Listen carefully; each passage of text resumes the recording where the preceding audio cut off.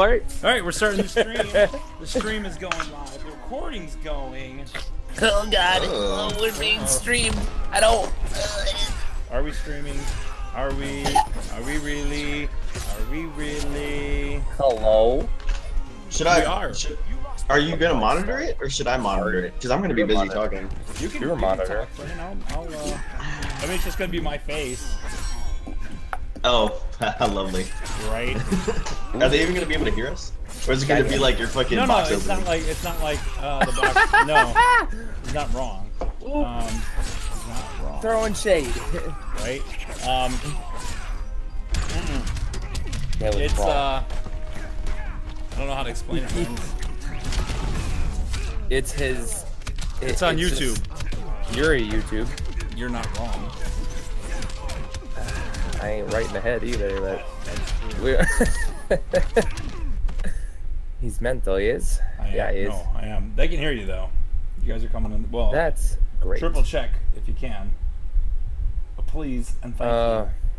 Okay, let me just hold on a second. Let me check my settings, guys. I need to check my settings. Audio out. I'm gonna do something real quick to improve the quality of my shit microphone.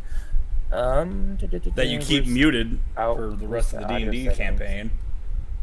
Listen here, you guy. All I had to do was run this program, but I was too lazy to be honest. All I have to do is change my output device to virtual line 3, and there we go. It's instantly better. Okay. How's that? Do I have to do anything? Didn't sound any different. No, you're good, man. Shit, hold on. We're just getting ready to.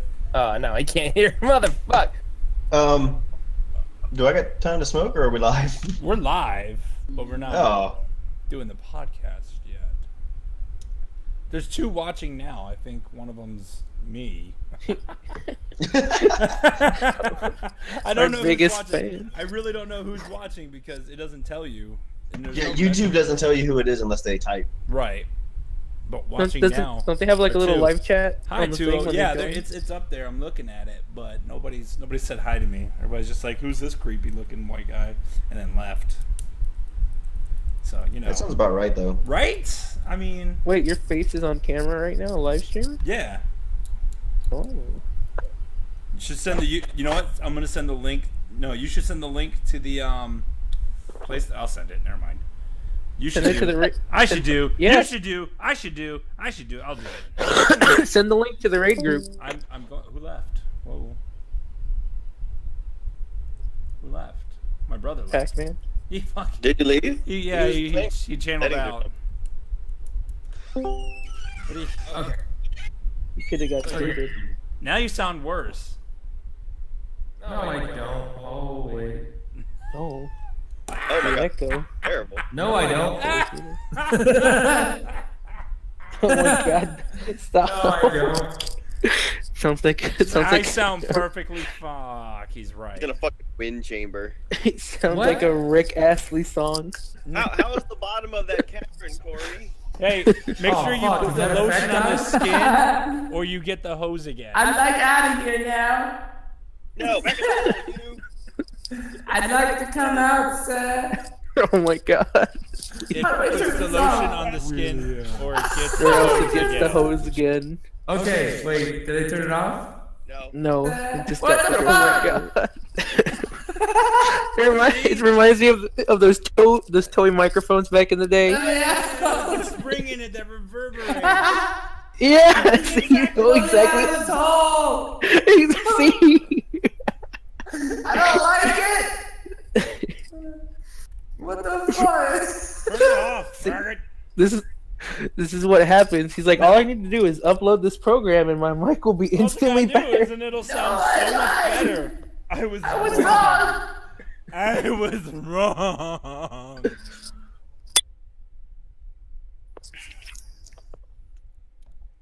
Oh god, I put so much fucking jack in there. I was wrong. Or, boy. did you make it worse or better? Yes. Now let's find out what Corey did. It's not even working now. Probably muted it again. Complete silence. He wouldn't even fuck with it. It was fine. Didn't you hear him? He's like, let me download this. It was. He was fine, and he's like, "I'm gonna make it. I'm gonna make it better." No, fam, that didn't It's one of work. those toy microphones. You wanted to sound like fucking Kanye. Auto-tuned. Fuck it. Thank you, Just fuck Jesus. It sounds fine. It sounds like the doo-doo I scrape off my shoe. Well, I do the Nice. voodoo. At least running you're on from my ground magic. level now. Throw some shit. At least I'm not at the It bottom sounds of. fine. I got you. It sounds like the Are you okay down there? Yeah, well, no, I can hear everybody on the stream. I turned it on. Put the fucking dog in the fucking basket. Put the dog in the fucking basket! I got your dog, mister. Well, I fuck me. let me just say, you better give me my No. dog back, or I'm gonna drown you. He's got like a fucking face on the top of his face. It puts the lotion on the skin, or it gets the He's hose got again. he's got Obama's face. Trust me. He's wearing Obama mask. Hey, that's a blackface. You Trump, can't do that. Trump, is that you, Trump? No, it's not me. Believe me. Believe me. All right, I asked everybody. ask anyone. I It's know not Trump. me. Ask I know anybody. many Trumps. You'll hear about this on my Twitter later. Let me just say that I respect all females. All right. So we ready? We ready? All night long. You know what I'm saying?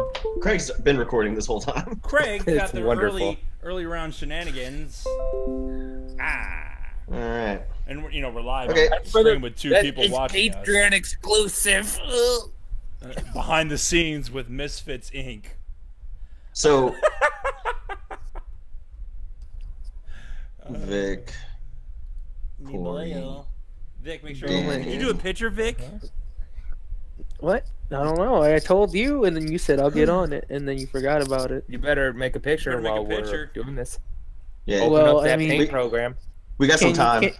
Can't you use the picture I have on my? No, not a picture of just you. No, friend. I'm talking a picture of your favorite part of the movie. Like for the No, movie. for the movie. You take a No. you draw a picture of your favorite scene or something that is memorable or funny. Or you can find And, a JPEG from your favorite scene on Google and use it then, and not get the point. All right. So how do I draw on this app with my phone? You can't draw on Oh, this shit. app. What you can do is Oh no.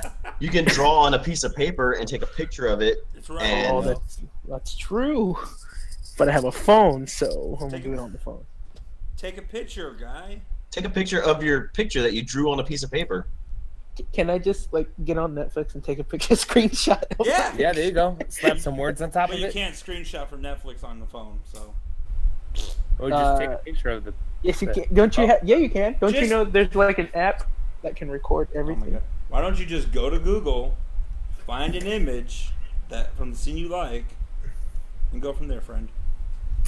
I don't think you have to be in Discord for Discord to be working. Well, I mean, I turned on my PlayStation and I was gonna screenshot it from the TV. Oh, That's That's perfect. clever! And he worked around it. Fuck it, do it live. All right. Well, we're gonna get started, so don't have the movie playing in the background. Yeah. All right, wait, let me. Yeah, mute it, Jesus. Make it muted. Or make a meme. That's how I wish Make Sammy it- Weiss was. He's like, how do I mute the TV with my phone? Is there an app for that? You guys Oh my are god, you need to use a remote control. How do I use a remote control? Is there an app for All that? right. Is there an Go app? to the I'm store good. and get one. I don't know. Hang on, I'm gonna Google Is there an Play app for that? remote control app. It's nothing's popping up. No, he's on the Windows Store. Oh. No, and I don't use. Oh my god! Where are you? I'm at soup. I literally I just saw that a second ago. They did it in Team Fortress 2 animation on it. Why are you at soup getting clothes?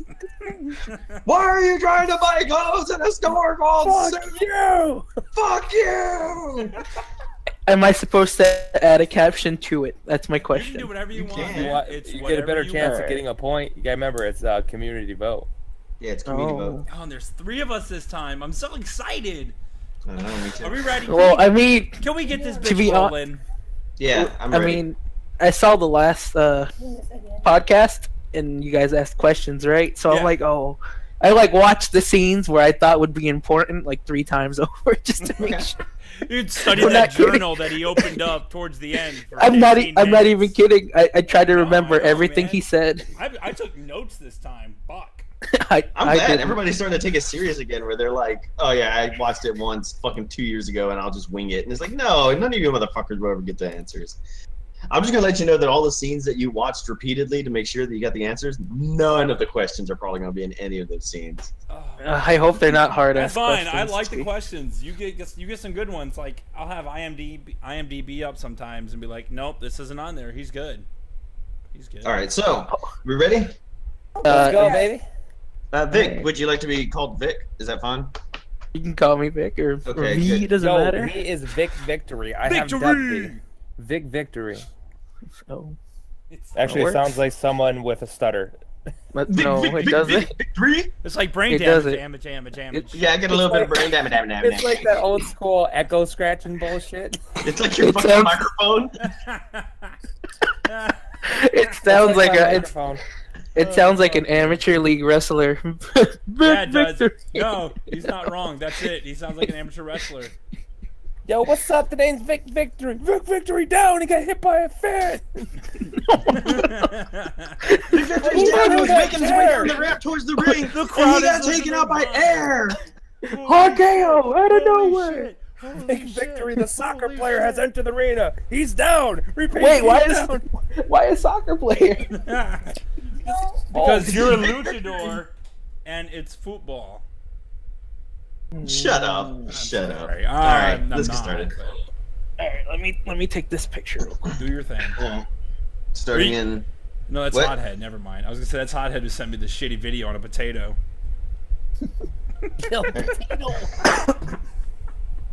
Starting in 5, 4, 3, 2, 1. Hello, everybody out there in YouTube land. Noodle here, and today we're back with another podcast. It's podcast 14. 14. 18? Something. The next podcast. We actually did it, guys. We're doing it. And we didn't lose. Joining me here today in studio. Yeah, joining me here today in studio is, as always, Danny motherfucking Cooper. How are you? I'm great. Donald Trump's here again. He wants to say God. Words. If he wants to say a couple Donald. words, that's okay. Let me just say, I listened to last week's podcast. It was amazing. You guys, you're hilarious. You're one of the best podcasters out there. I'm going to be here for more. I can't wait to join you again next week. Have a good night. Remember, grab one, don't be one. Thank you, Donald. Thank you, Donald. Appreciate that. What a pussy? Yeah! Hey. Also joining us here in studio is CSquared. How are you doing, buddy? I'm suffering from crippling, debilitating depression. How are you? That's a drink. I've never had that drink before. Does it have Jack in it? Sounds fantastic. It has lots of tequila. Sounds like a Jameson drink, personally. Oh, it's every worst drink ever. And finally, we have a guest star onto the podcast. Hopefully, becomes a regular. That'd be nice. Is VicVictory, the professional wrestler? Yes, a luchador. Oh my god! I don't know how to. How you doing, Vic? I was better. Okay, for those of you guys at home, I was gonna say, for those who don't know, Vic plays with me on Destiny. We raid with Andy Trill, Hothead, Shorty's dad, who I can't remember the name of, and a couple other people. So we're gonna say hi to them if they're watching or listening later. Hi. Okay. Boogie, hello. Boogie. That's. So you're the guys who take him away from me playing Overwatch. That's fine. Yeah. Someone's gotta play with him. Yes, sure. Dirty. All right, so you guys back at home, those of you who are not new to the podcast, we're going to keep the same lineup as always. But those of you who are new, who are catching this for the first time, catching it live, if you will. Live on YouTube's. The first thing that we're going to do is we're going to go ahead and play a little game called Bucket of Doom. Bucket of Doom. Bucket of Doom. Look at me, I'm coming soon. It's phenomenal. It gets better every time. Following the Bucket of Doom, of course, we're going to have video game news, things that have happened over the past 2 weeks, things that, I think are interesting. And then finally, we're going to end it up with spoiler alert. Spoiler alert, this week's video was Life Aquatic with Steve, was it Zissou? Steve Zissou? The Jaguar got hold of my tongue. It doesn't work Zipper that way Squad. No, it's It's a 2004 film starring Bill Murray, Owen Wilson, Cate Blanchett, Angelica Hudson, William Dafoe, Jeff Goldblum, Michael Gavin, and so on and so on and so on. Many. So many big names out there. So good. If you didn't watch it for your homework assignment, stop the podcast, go watch it. If you're watching it live, well, fuck you. You're too late. Too late. Too late. Too late. Too late. Too late to Pause the apologize. podcast. And if you're now unpausing it, how was it? Did you like it? I don't care. Okay. All right. Welcome back. When Welcome Danny back. told me about the picture of the movie, I thought it was Steve Buscemi. I'm like, wait, he's not even in there. He's like the only person who wasn't in this fucking movie. Right? Right. Like I was waiting to see Alright, Adam guess Sandler it's pop Shaq. out of nowhere as a shark or something. You know, I don't know the guy's name, but was the guy from Jurassic Park in there too? Yes. Yeah. Yup. Yeah.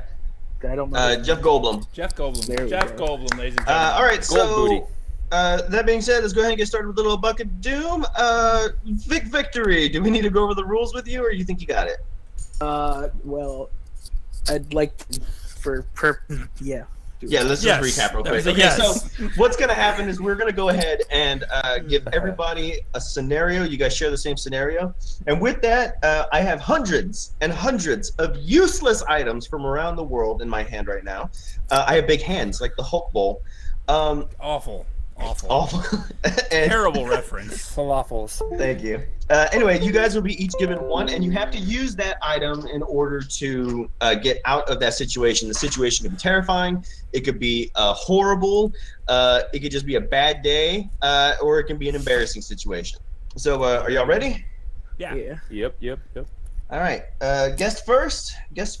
Vic, Oh, okay. your useless item are bagpipes. Oh. Oh. Okay, you said Alright. useless. That's not fair. Near You and have dear to the bagpipes. heart. I already have a scenario. I'm good. Corey, Oh, it's me. yes. You have a soft rock power ballad. Oh my Soft god. rock power ballad. I'm a Is legend. this love?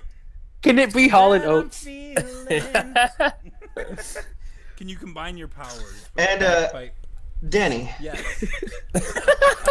you were looking all around your house for something that would help you, and you couldn't find anything because you live in a cardboard box. So you stepped out, and all you have is a grumpy garden gnome named Gary. Yes. Together we are an 80s gnome rock band. Oh my No, God. With bagpipes. Which one of- A Scottish Which- 80s gnome. Which one of us rock gets band. Which one of us gets famous and breaks off to do a solo career? The gnome. All right, so Whatever it is, We're I'm gonna gonna go ahead and pull tauntaun up it the anyway. scenario. So fuck it.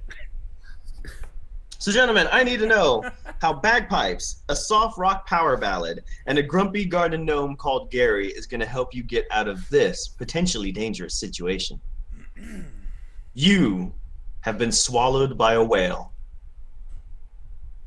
So, Vic, using your bagpipes, I need to know how you're going to survive being swallowed by a whale using only those bagpipes. Oh shit. All right, I'll tickle its gag reflexes with Oh it. my god.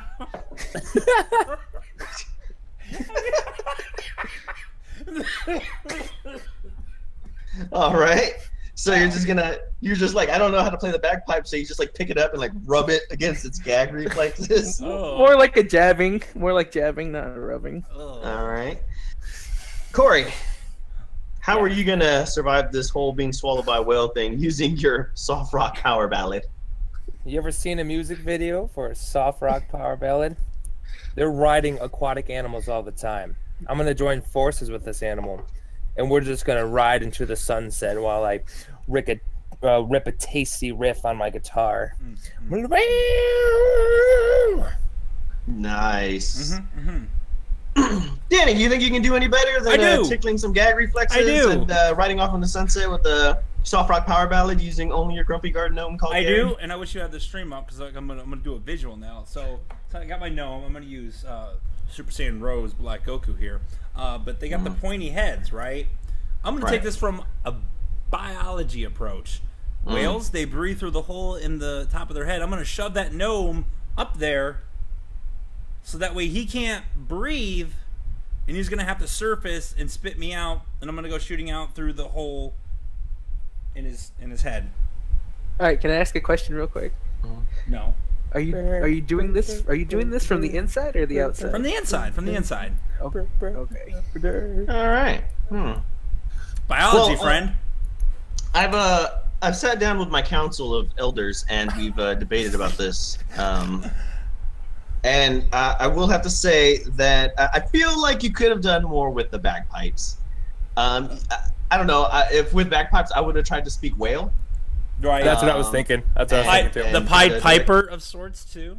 Yeah, you could use the Pied Piper instead of like using a little piccolo. It's a whole bagpipe for a whale. So I'm gonna. I'm not really impressed by that. Starting off weak. The soft rock power ballad. Normally, those aquatic animals are like dolphins, and you have the problem of being inside the whale, which is a badass stage, by the way. But I believe that Yona also tried that, and it didn't. So I'm gonna have to go with the grumpy garden gnome called Gary, suffocating the whale. Science wins. Science wins. Gary. So that's a 1 point for Danny. Gary. Good job, Gary. 1 point for Gary. I was like, have you ever played Kingdom Hearts? And then just once or twice. Maybe. Remember when you were stuck in the whale? Just do whatever that. Not even once. That's what he was referencing. I don't. Are you ready? Yeah. Danny. Yeah. You have a solid gold crucifix. Oh. I burst into flames. Game over. You guys win.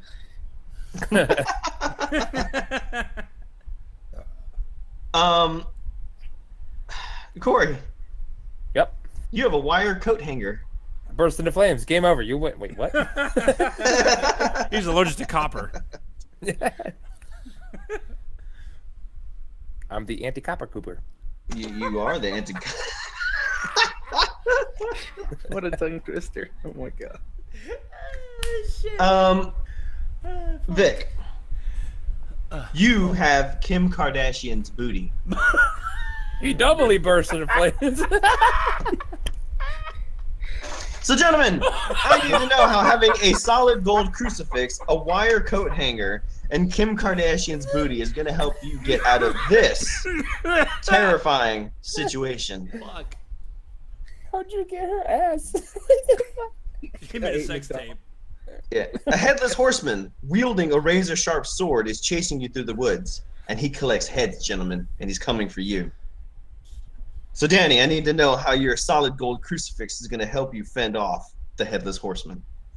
I mean, it's solid gold, so, you know, I'm not going to use it in, like, a defensive way because gold is soft, sword's super sharp. It's going to cut right through it and fuck my world up. So I'm just going to kind of, like, you know, throw it at him like a ninja star and hope it hits him. I'm going to throw center mass, of course. But I'm going to throw center mass and you know, hope he bursts into flames. All right. Gonna throw your gold crucifix at the headless horseman. Hope he bursts into flames. Corey, you think you can do any better with a wire coat hanger? Hell yeah, I got the perfect weapon against him. He's headless. I'm gonna put that bitch in my closet. He ain't coming down forever. I'm gonna hang his ass up. Just like, bonk. Fuck you. What you gonna do about it? Headless looking ass, fucking pumpkin head ass. To get what he was doing. What's he gonna do? Got the perfect weapon. Put the coat hanger and he's gonna hang him out to dry. I get it. You fucking gay. You gay. He's gonna come after me like, man, shut up. The fuck is you? All right. So Vic. you're running, you know, through these fields in the woods, and the headless horseman is chasing you, and you turn around, and you just have Kim Kardashian's ass in your hands. That's not like fair. the best. It's the best weapon to deflect anything. Right? It's either gonna bounce back and kill him, or it's just gonna he's gonna pop one of the silicones.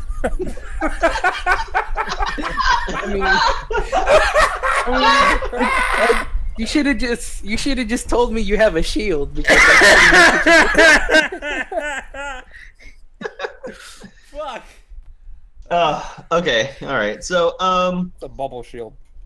Danny, I like bubble shield. Like Sonic the Hedgehog or Titans of Destiny. He wham. It's like a priest off of WoW. He's just throwing Kim Kardashian's asses everywhere. He pally bubbles and gets the fuck out. All right, so Danny, I liked your last answer, but I don't much care for this one. After watching Sleepy Hollow, you know, Right. crucifixes didn't really do anything to it. Right. Hey, At least I didn't taunt on it. I mean, that's true. I think the only thing I probably would have done differently is try to perform an exorcism right then and there. That probably wouldn't have saved me, but I think it's better than just kind of just throwing it at him and hope you hit him. Got good God, aim. this is such a tough choice. I mean, you got Corey who's hanging a motherfucker out to dry, and then you have the Kim Kardashian bubble booty shield that's fucking built like Captain America's. The star is the fucking brown eye. No. I think I'm gonna have to go with Kim Kardashian's booty. Vic, you get the point, man. hey. 1 point for you. It's his duty to serve with the booty. Oh my god. Call of booty. All right, you ready? Corey. Corey, you get a cactus. Yeah, hell yeah. Danny, Yeah. you have a can of WD-40. Yes. I can move anything. And Vic, you have a piranha. Oh, okay. So, gentlemen, Wait. Fish out of water. Yeah, it's already dead. So, gentlemen, I need to know how using a cactus, a can of WD-40, and a piranha that you're going to get out of this embarrassing situation. Fuck. It's the night before your wedding, and your so-called best man has tattooed a penis on your forehead. Damn it. So, gentlemen, more importantly, Corey, I need to know how you're going to use a cactus to help you out of this situation. See, I already know what you're all thinking. I'm gonna scratch that shit off with the cactus, right? No, I thought you were gonna sit on it. Why would I sit on the cat? That doesn't. Hello? I don't know. That doesn't make sense. No, this isn't just any ordinary cactus, my dudes. This is Cactor from Final Fantasy. This is my hombre, you know what I'm saying? He's gonna magic it up and get this tattoo off of my body, because it's Cactor. Mm-hmm. Is magic. That's a legit answer. I like it. All right. Danny, you think you can do any better with a can of WD-40? No, I don't. I'm gonna take said can of WD-40, and I'm gonna take some sandpaper, right? Mm-hmm. And I'm gonna apply the WD-40 to the sandpaper and just fucking go to town on my forehead. No. Oh, God. Ugh. One would say it would be a great situation. Well, that's our podcast. Hope you had a good time. Well, that was it. Thank you, everybody. Enjoy this podcast. I'll catch you guys next week. I got All right. Fuck. Vic, you got a piranha, man. Look, all I have to do, all I'm gonna say is I was invited to the set of Jackass, and this was one of the dares or whatever. And they did this to me in my sleep, and she asked, "Why do I have a piranha?" And that was part of the dare. It's all. He's That's gonna all go I with have. Logic? What? That's all I could think of at the moment. Oh fuck. Corey, I want to love your answer, but Final Fantasy cactuars don't have magic. He's gone too. He stepped away. Yeah. They don't have magic, and he wouldn't be able to take the tattoo off. Although he would be able to stick you with a 1,000 needle attack. But I mean, he could scour that bitch off. Go down a couple layers of skin. A can of WD-40. You really didn't have anything there, Danny. I really didn't. I tried to. Yeah. So I mean, I'm sorry, I can't give you the point. That's fine. Good job, Vic. And with logic, I would have to say that just in the short span of me knowing you for this podcast, I would really fucking believe that any woman that can love you will fall for that bullshit lie. So, all right, so you get the point. Congratulations. Hey. Should we do one more? Are we good? One more. Wait, no. What's the point score? Vic has 2, Corey has none, and you have 1. There's no tie. I don't feel we need another one, personally. But I don't win this bitch, so... I mean, this is pretty fun, so... It's only fun because you're winning, asshole. No. I just like hearing what everyone... We're gonna do one more. We'll do one more. Okay. Sorry. All right. Did I lose? The point, by the way. Yeah, you lost. I know, you lost. Wait. Cactuar has no magic, man. I know. I was trying It sounds like Trogdor. Trogdor! All right. Should have told me to scour it off, friend. You have a child's Peppa the Pig lunchbox. Oh, I hate Peppa the Pig. Yeah, I hate it too. Seriously. Good memes, though. My little Corey. brother. Fuck you, you little cunt. Corey, you have a jar of eye-wateringly strong pickled onions. Ooh. I got a jar of pickled onions. I got a jar of pickled onions. Get out of here, me. Captain Jack Pickled Sparrow. onions. No, And Danny, yeah. you have a foot-long hot dog weenie. Yeah. So what's my item? Zynga. So, gentlemen, I need to know how having a child's Peppa the Pig lunchbox, a jar of eye-wateringly strong pickled onions, and a foot-long hot dog weenie you're going to get out of this terrible situation. You, gentlemen, are a scarecrow, and the field of corn you've been living in has now just caught fire. Oh, my God. So, Vic, using your child's Peppa the Pig lunchbox that has conveniently hung by your hand this entire time, that would scare any how are you going to survive this inferno? Do you remember that one episode of Robot Chicken where the lunchbox was the gateway to Narnia? I quit. No, I don't remember that. That exists. That exists. So what you're gonna say is you're gonna tauntaun the fuck out of it. He's gonna tauntaun it. Hit the tauntaun alarm. That's not what tauntauns sound like at all. All right.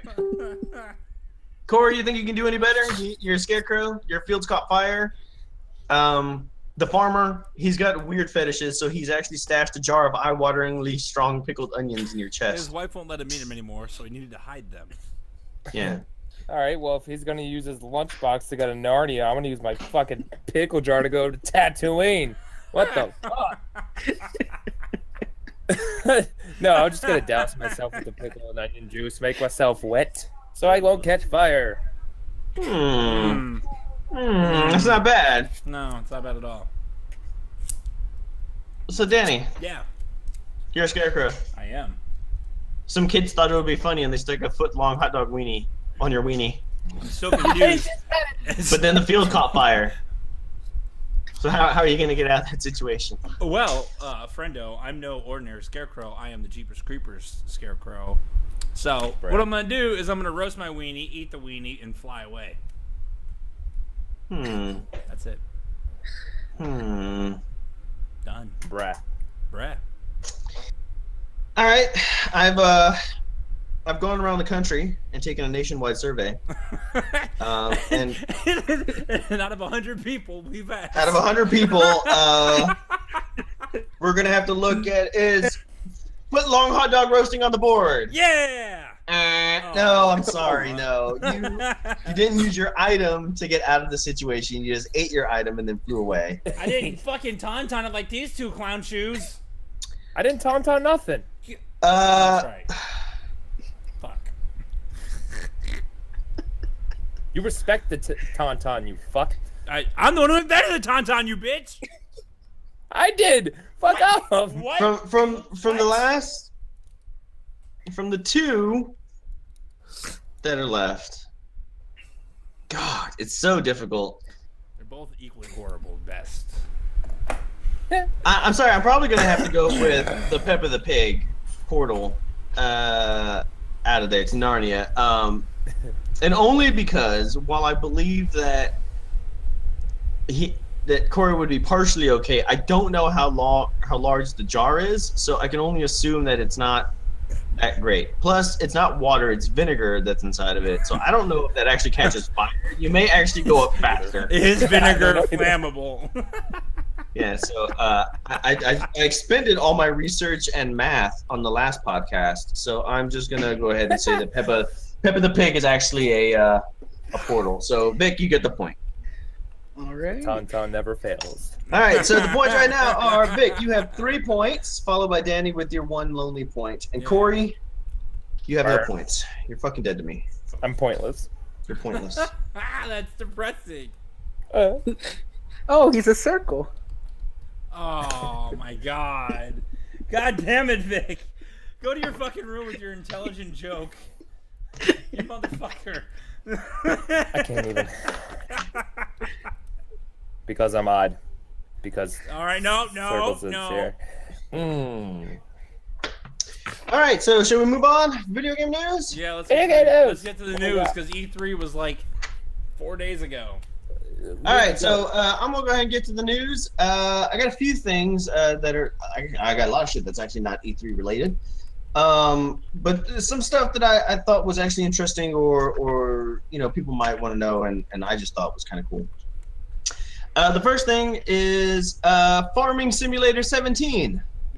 They're going to get sugarcane farms and new tractors in their Platinum expansion. Okay, so are the farms based off like the climates? Like, if you're in the Midwest, you plant corn. If you're in the Caribbean, you're going to plant sugarcane. If you're in the South, you're going to plant tobacco. Is that like a thing or no? No, not really. You can kind of plant whatever you want. However, though, I think they have taken that into kind of a consideration. Okay. Let's see. As part of the Platinum expansion or a separate Platinum edition, for those who don't already own the game, Farming Simulator 17 plans to give players the most complete experience by introducing sugarcane farms and a sugarcane harvester, a new South American farmland, complete with unique vegetation, a railway network, and apparently local cows. I know you said Caribbean because I live in fucking Puerto Rico, you dick. I don't know what you're talking about, hermano, brother, man. That's why you said. Hold on, stop. I want to know. Did they get bought out by EA with this crazy expansion shit they're doing all of a sudden? No. They've always had Farming Simulator. Like, you don't play that. I don't. But they've always had expansions, but they'd be more like. This is the first time they're kind of doing something. I'm not going to say as small because, I mean, you're talking about they're making a whole map, and these maps are not fucking small, man. They're like to scale. These maps are they like real world places, like Los Angeles? If I was working you can't. The police department, could I plant evidence? You know what I'm saying? Oh my god. My question is, can you plant scarecrows and catch the fields on fire? Do the fields catch on fire in this game? No, it's not an action game or anything. This it's isn't just any kind of farm simulator, then. I don't want this game ever. Fuck this game.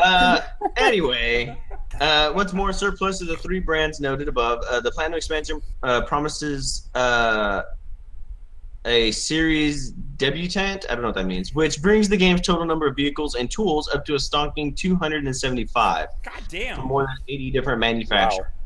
The vehicles and stuff that are in there are actually based off of real, like, farming equipment. So, like, the tractors and stuff that you can drive in game are all based off of real machinery. Pretty clever advertising. No, it is. Shameless product placement. I have another piece of news. I thought this was interesting and a game that I would probably want to play. Apparently, there's a new survival game that is going to be released here in early access, and it has no zombies or monsters, and also your Henry David Thoreau. The game is called Walden. It's a new entry in early access survival game, and it's a game in which you play an essayist and philosopher, David Henry Thoreau. Thoreau actually spent 2 years in the wilderness around Walden's Pond because he wished to live deliberately. It's an open-world narrative exploration title based on Henry David Thoreau's classic literary work. The name of the book is Walden.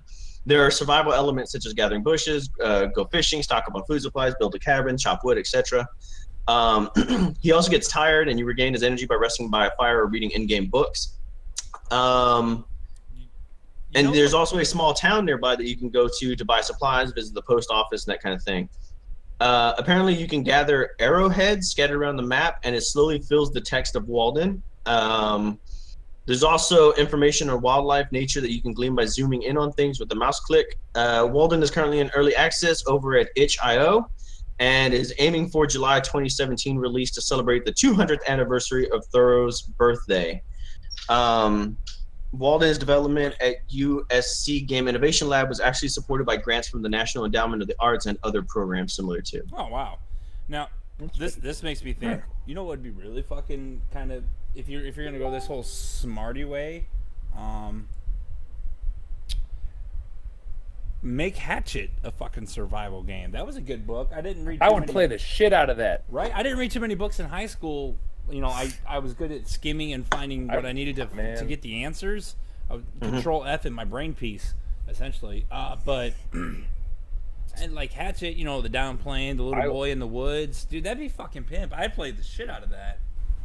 It's sort of like the Long Dark without the threat of dying off a cold. It's just going out into the woods and just surviving.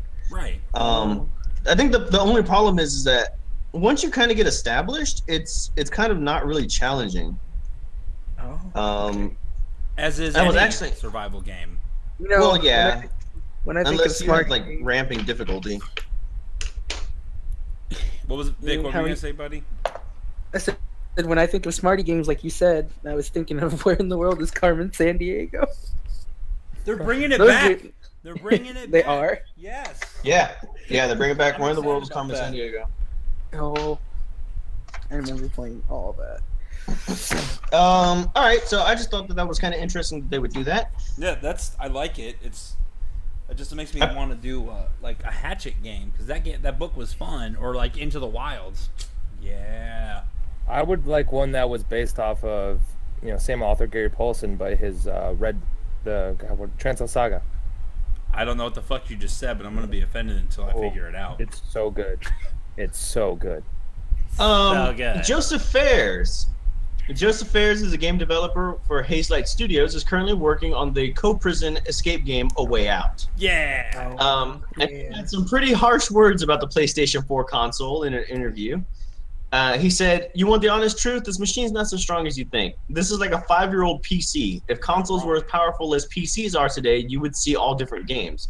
Most of the work developers put out there is to make them work on consoles." Hashtag PC. I mean, to be fair, the PS4 is basically a 5-year-old PC. But a lot of people are, I guess, they're bitching about it because he's, I guess, being blatantly honest.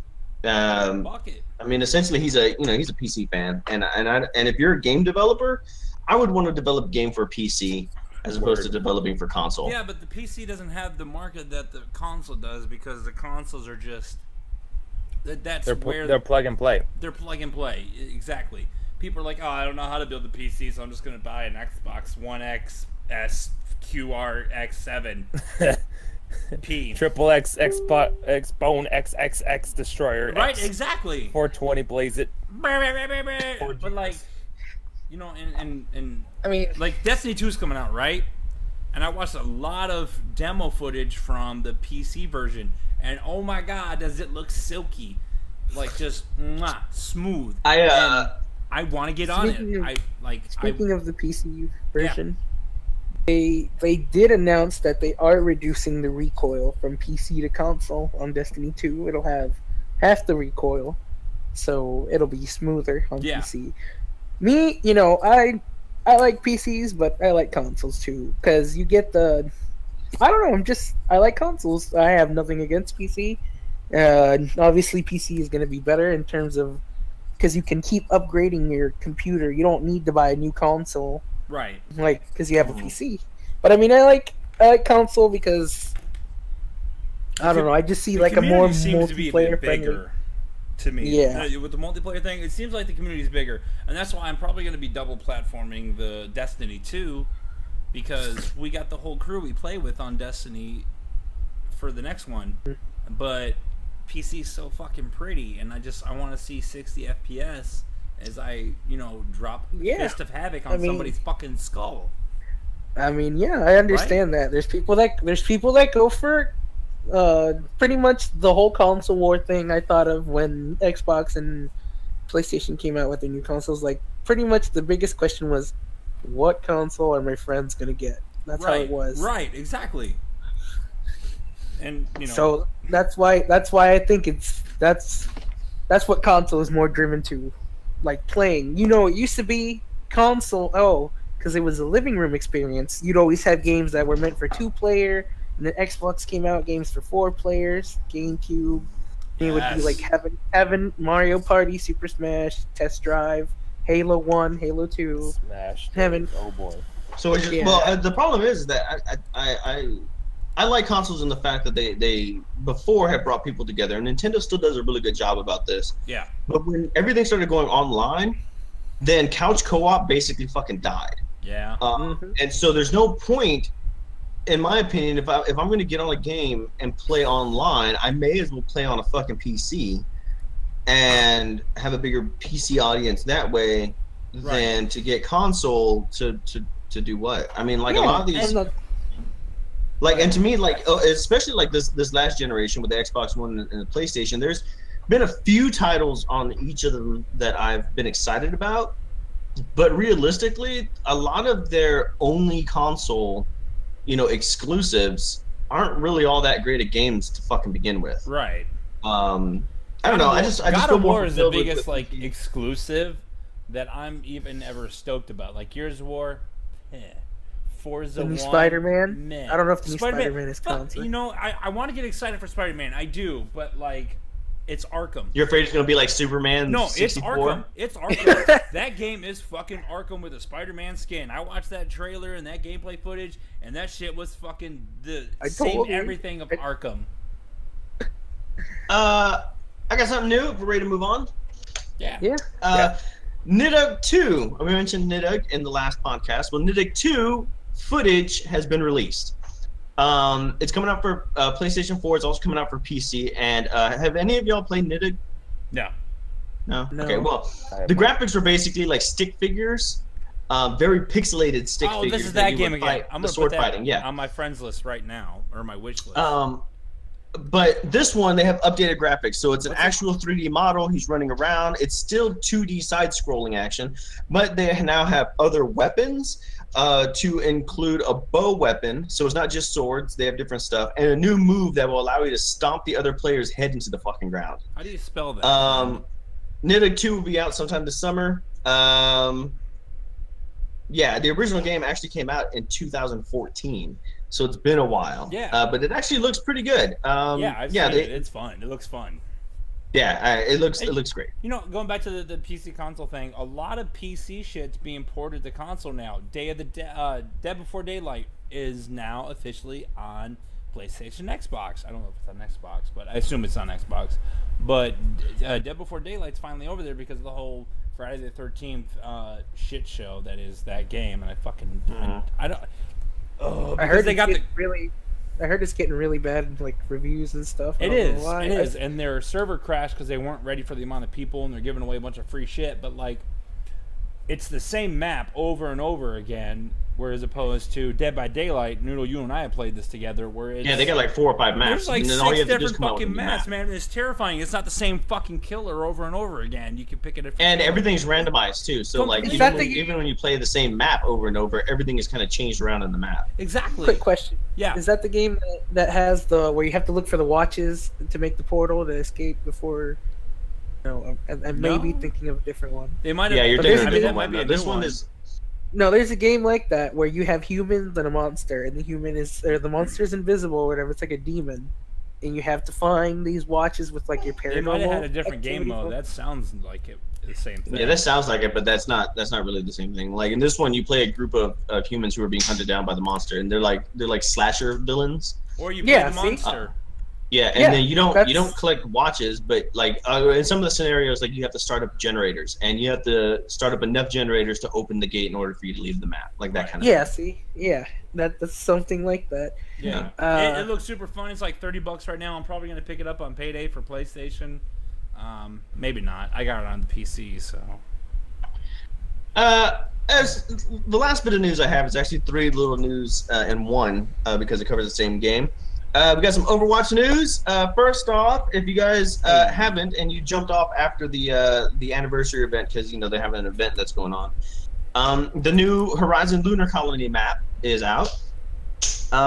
It has it's basically capture 2 points to like Alpha and Bravo point that you have to capture. But it does have an area outside of the map that is 0G, which is kind of cool. Or low gravity, I should say, not 0G. I know. Okay. But as it turns out, I played it, and most of the time, if you're on the attacking side, defending will sit there and defend, and the attackers, 2 of them will run outside and go play around in fucking low gravity, while the other 4 are getting slaughtered the entire fucking match, and you end up losing. So there's a game coming out.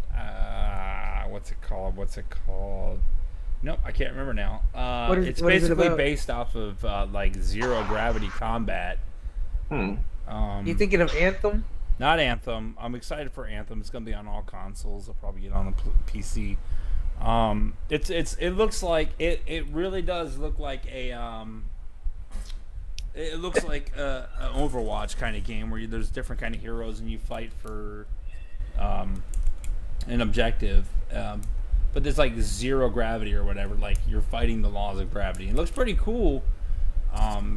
But that seems to be like a trend where now a lot of games are going towards, and I'm gonna say it, Team Fortress 2 / Overwatch kind of play style where it's objective with certain champions and go, which is fun. It is. It really is. But like, once you rinse and repeat it too much, it loses its flair. Exactly. And that's like with the games that are coming out soon. Like I'm tired of Assassin's Creed. It's and then there's a lot of the companies are rinsing and repeating the same games over and over again. And like right now, this is part of the news, but the Steam sale is going on right now from 22 June to 5 July, and like I'm looking at all the different type of games, and I'm like, yeah, there's some good ones on there, but like.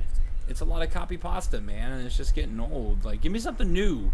Give me something different. Give me a fucking story and not just online multiplayer. Is that too hard to ask? I agree. Kind of going back to Overwatch. Overwatch loot box duplicates are going to be drastically reduced. What? They're testing it now in the playtest realm.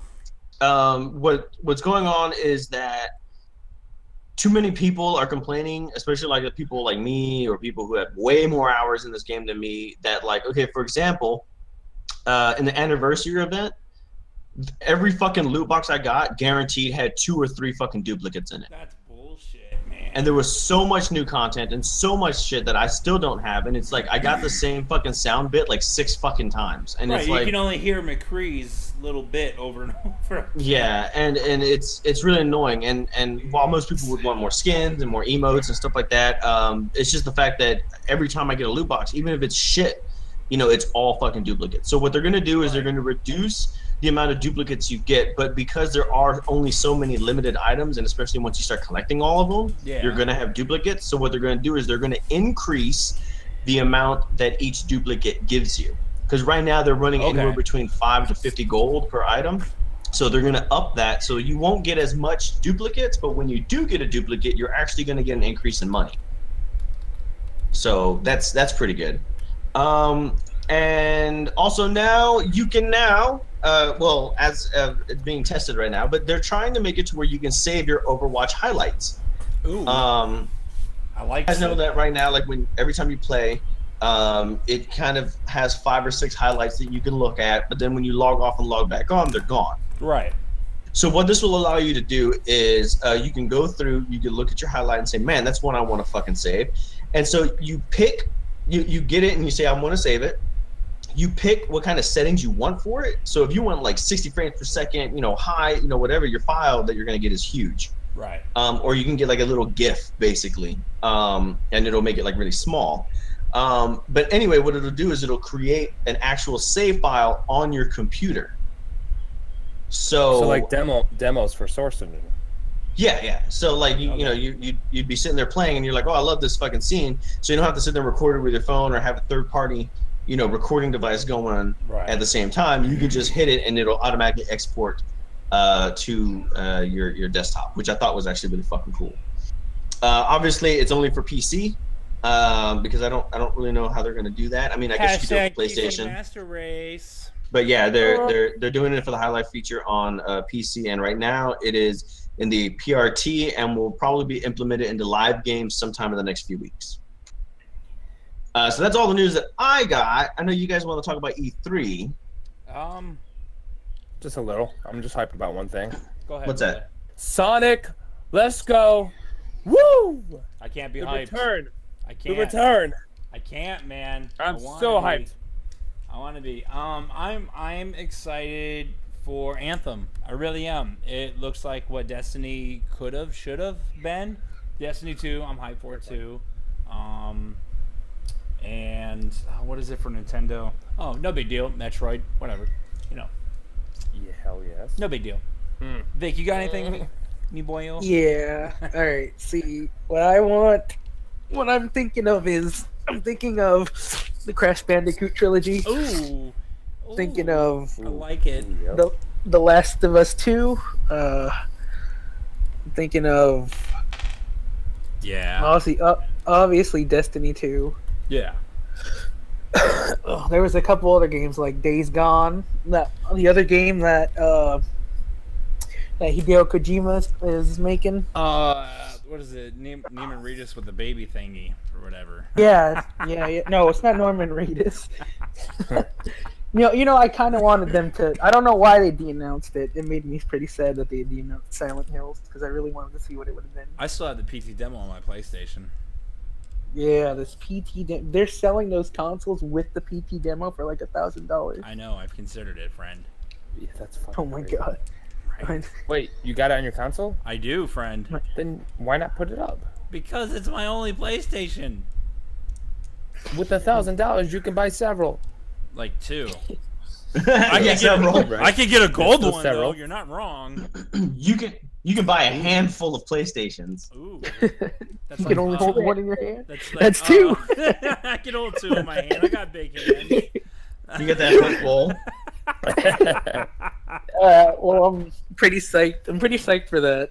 I'm hoping. There's a lot of other and I doubt it, but like Switch, I'm all about the Switch. Like I want to do it, but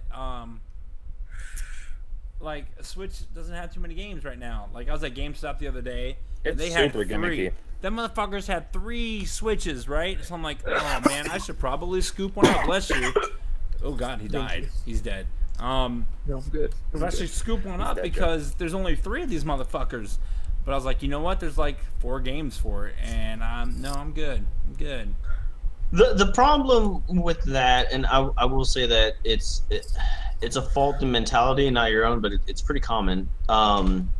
And it's the same problem that VR has, and that's when they originally were coming out with the VR devices that you can buy to come home. I forget what the original one was. It wasn't the PlayStation one, but it was another one. Oculus? Rift, Oculus. Okay, so the problem is that people hold off from buying it. 1, because it's expensive. But right. 2, it's so expensive. But I mean, even beyond that, the Switch is fucking expensive. Let's be honest. Okay? Right. So people hold off for buying it because they don't have any games for it. But game developers don't develop games for it because nobody's buying the system. Right. And so the problem that Oculus Rift had is that it's a great idea. Obviously, it needs work, obviously, as all things. That's like saying, oh, well, then the NES came out, so we should just stop developing it because this is perfect. It's like, no, you keep developing it. You keep making it better. Add to, don't take away. So, you need people to buy it in order for people to make those games. And right now, I really feel like the VR is being held together by the indie industry. Yes. And not by big games, which is really fucking sad, because if they would turn around and start shitting out, if the AAA brands would go and shit out more VR games, or make their games VR compatible, then we'll say, then I think it would be a lot better. You're right. VR Skyrim. And E3, exactly. Cool. E3 had Dude, VR Skyrim, VR fucking Grand Theft Auto. And then VR fucking Bioshock. See, sick.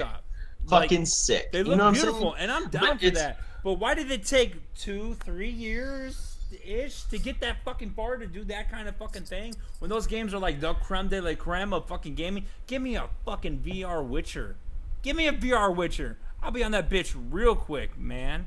Give me a once again, it's the problem that you just stated yourself. They had 3 sitting there, and instead of picking one up, you said, oh, well, they don't have games for it. So you went off and you probably purchased something else that you were more familiar with. And it's the lack of the game selling that really kills the consoles. The Wii U was a great system, but it fucking died because people weren't buying it because they weren't having games for it. They weren't developing games for it because nobody was buying the fucking system. And the problem with this kind of goes back to my root problem with consoles in general over PC, is that if you want to come out with a game for PC, you just make the game and you fucking put it out. If you want to make a game for a console, you have to buy those licenses. So you're talking about somebody who has to buy a license first off in order to get onto that fucking game system that nobody's fucking buying, to hope that somebody fucking buys your game. Look, so they just go the safe route, and they go the bigger names. They go to Xbox, they go to fucking PlayStation, or they just release for PC. You got to spend money to make money. There's no other way around it. You got to put money into things you want to buy. Thank God you had a small loan of $1 million. A small loan. That's all you need is a small loan of $1 million, and you can do anything. But no, the biggest thing that VR, I don't like VR in general. I'm violently against it at this point, except for things like what was it? The Void, that fucking room where you can the environment interacts with the VR, and it's fucking real, and it's a thing. You can walk around and shoot shit, or cast magic spells, or hack a sword, and it's real. It's not fucking standing in my living room and tripping over my goddamn coffee table and then breaking my $400 VR headset. No, fuck all that shit, dude. Send me a place to go. I'll buy a subscription with that shit. I'll fucking get a season pass. I don't care. A big problem with it is that the VR headsets, the Oculus Rift, the PlayStation one, and all that those are, I would say, they're the baby steps. They're the Ataris of the video game world. Exactly. They're new and they're coming out, and what a lot of people, they either didn't buy it because there was no game supported for it. They didn't buy it because it was overly expensive. But a lot of people didn't buy it because it didn't meet their expectations. When you say virtual reality, people like what you have. They want a fucking holodeck. Right. They want a full danger 3D room, the environment. war room. Exactly. They want that kind of stuff. And obviously there's no technology to back that yet. But you have things like the Void that are coming out. And it takes people not just to give it fucking thumbs up and likes on Facebook, but to actually just go. I just saw a new one today. It was a Russian closed down subway where they put the VR headsets and they had them stay in the one fucking room, but everything matched, and it was fucking great, man. And it was zombies, but you know what? I don't fucking care, because guess what? I'm actually in the shit, and I'm not in some little fucking circle thing that reacts to these special shoes I got on that dips up and down with this little harness on my waist and all this other bullshit, like that video you see where the guy's at the you know what I'm talking about. I know everybody's fucking seen it, but like, I want one. I don't. There's the one where the guy is like, there's like a platform that moves and you walk and the platform keeps moving. I don't want that. I want the VR headset to like I have to take my phone and scan my house and then turn my house into the VR reality. I would do that extra work to turn my house into the fucking game room. I don't fucking care, dude. That would be tits. I'd be down. It would. What will actually be happening, and this is where it would, I think, it would trump virtual reality, and that's Did somebody say Trump? Shut up. to have augmented reality, and to have an augmented reality headset, I think would be a lot better. Yeah, and I'm like, they started it with the Virtual Boy, which was absolute garbage, and then now it's where it's at now. What, almost 3 decades later? Fuck me, I'm old. But like, it's getting there. It's getting almost where it wants to be, and I appreciate the progress. Don't get me wrong, I really fucking do. But like, it's not viable yet. You're afraid that you're gonna die before anything good comes out. I would not drop the money on it yet. To this day, I would not do it yet. You know, it would be a good idea. How I see it, I'd see it like this, because, Oh, that was yummy. Say you need, yeah. Say you need, like, you know, those projectors that they use for like slideshows and stuff. Have a projector. All too well. You know, a protect. Man, I want to talk about this shit. A projector type object where it'll scan the whole room, so that way you can see what is It's the point of power. something like that. You know, I have a friend that's working on capstone with computer engineering, and he's using a VR device for patients that are afraid of heights. And they'll strap him to a chair. Yeah. I know which one you're talking about. I've seen that shit. That shit fucks them up too. Yeah, but he's making the program and everything to, like, it'll be like a skyscraper with an elevator, and they'll be sitting in the chair, and they'll strap the VR headset on, and they'll be able to interact like if it was an everyday world. Yeah, I like the one where they have to walk across a board. Yeah, that shit. That's like. But it's just a board laying on the ground, and they're like, "Whoa!" I love it. Like, make laser tag. Make it fucking laser tag with VR headsets, and make the fucking environment react to the headset. And you got all kinds of crazy shit going on, but you got your enemy at the same time. I'll pay money for that bitch. I'll drop dimes on this shit. I feel like people would bust their face into walls, to be honest. Fuck them. I don't give a shit. They already do it now. And then, you know, that's sadly enough. That's another thing about VR that nobody tends to realize is that it's kind of, and I hate to say these words, but, you know, trigger. It's ableist. People that get motion sick real easy can't do this. People that can't walk can't do this. So, like, it's ableist. You have to have your money. You have to have other shit. It sucks. Chairs aren't ableist. I know, but I'm saying VR is borderline ableist. Like, if you can't handle it psychosisly because you can't handle the virtual reality part and your brain breaks, or you get fucking vertigo real easily, you can't do it. And your brain breaks. It's Right? going to end up to your brain breaking. You know, another thing about VR, I honestly hate it. I honestly hate it when parents put it on their little kids and they put in Resident Evil 7. Why? Just so Why they would can you see. do that? That's so fucked up, dude. They do. There's videos on it on YouTube. No, I know. And what makes me laugh the most, because they deserve it, is the kids screaming and busting their face and breaking the VR. That's like the best thing ever, because why would you do that to a small child? Like, of course you're going to get a broken headset. I will torture my boys when they are 5 and up. But, like, anything below that, nah, I'm good. Like, but not video games, not VR. One, I'm not trying to break my $300 headset. Two, I'm not trying to break my $300 headset.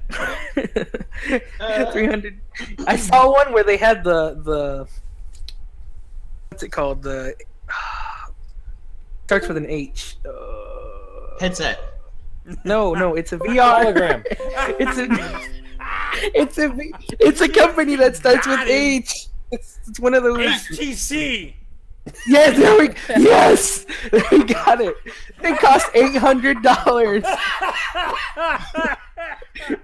Oh my god. Are we done with video game news? We're done. Yeah, Fucking you know movie we're done. time. We're done. Movie time. All right, we're gonna move on to movie time. This week's movie was Movie time. Life Movie Aquatic. time. Here's my shitty, stupid rhyme. So aggressive. This week's movie was The Life Aquatic with Steve Zissou. Zissou.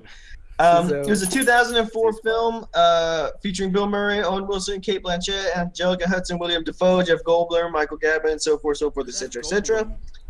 Goldblum. Jeff Goldblum, fucking bae, bro. He's the fucking he's the man.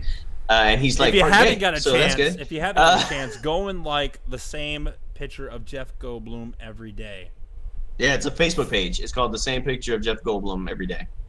And you should post a picture up when we had mentioned this. Just yeah, I will. And yes. it's right there. Oh, so okay. good. So good. Just So, I guess we'll go ahead and get started. Corey, since you were the one who picked the film, when was the first time you saw the film, and what was, like, I guess your first impressions? Like, it just started, the scene just got started where everybody's speaking French. They're in the big expensive theater. So yeah, go ahead. My first impressions when it just started was, what the fuck did I pick? Like, honestly. But, like, as it got more into it, I don't know what it was, but it was just, like, oddly captivating the more I watched it. Not wrong. And I couldn't take my eyes off it. That was just me. All right, Danny, what about you? Corey picked the movie, and you had to go click on it, read the little synopsis. I was like, oh, fuck, man, this is, like, the, like, quintessential hipster movie. I don't want to fucking watch this shit, man. And then it starts out in French. And I love Bill Murray. He's got, like, a direct line to my fucking funny bone, and I love him. Don't get me wrong. But I was like, fuck, this is going to be stupid. I'm going to fall asleep. I'm going to fall the fuck asleep. That was my first impression. Vic, what was your first impression? Okay, first of all, it was Italian because it had subtitles on. Whatever, Let him know. Let him know. Second of all, like, I started watching, and they showed when he was in the area. They were showing the documentary he made, and the first thing I noticed was the fish. Like, every animal that they showed in there was like claymation. It was Yeah. I was very upset with that, and then I'm like, okay, I gotta keep watching this because I want to win. And then I kept watching. At least he's honest, yo.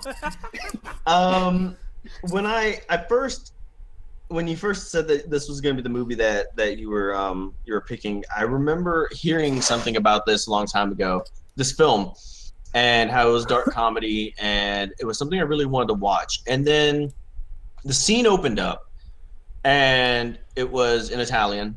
Tryhards. I'm Stefano. I'm an Italian man. Nobody gets that reference. Sadly. I don't. Margarita. No, it's not. It's from fucking. It's from a series of unfortunate events. No, I thought you were gonna say PewDiePie. Oh God, no! Get the fuck off this goddamn podcast right now. The one from Netflix? PewDiePie, don't unsubscribe. We love you. No, and then it opened up to his movie that he made, the Jaguar Shark Part 1. And it was the really shitty late 70s, early 80s intro, yeah. Like the Technicolor intro, and it was grainy, and the sound was atrocious, and Grindhouse kind of feature shit. I fucking loved it, and I knew it. I ate the shit up like fucking crazy. Oh, you're such a fucking hipster. And it was. That's what I got beat. It was, I don't know. I went into it and we're watching it, and then it was a scene later on where I can't remember specifically what scene, but it was just later on in the fucking movie. I watched it and I knew what was gonna fucking happen, and it happened, and I realized at that point that I had actually watched this movie before at some fucking point, but I don't remember anything about it. So it was like I was watching the movie for the first time. It's like a virgin. Deja vu. It's deja vu. It was deja movie. Oh shit!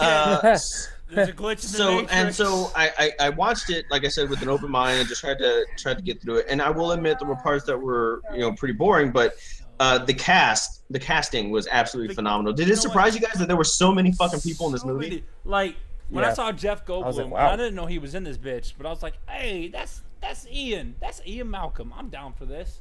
And there's a lot of people in this movie, and I was really pleasantly surprised with the one that surprised me the most, and I didn't catch it until the second time I watched the movie, because I watched the movies twice, once to watch the movie and the second for the questions. Right. Where's Jack? His name, they gave him a fucking name in the movie, but they said it really fast, and nobody really gave a shit. But it was intern number 1, right, Hennessy? Oh, intern number 1 is old boy from Criminal Minds. Exactly. When I saw him, and I noticed it when he got chopped in the fucking shoulder, and then later on, when they were talking to him, I was like, he looks really fucking familiar. Yeah. And so then I'm going through and I'm watching it. And I'm like, God, dude, he looks so fucking familiar. Where is he in? So I looked up his fucking profile.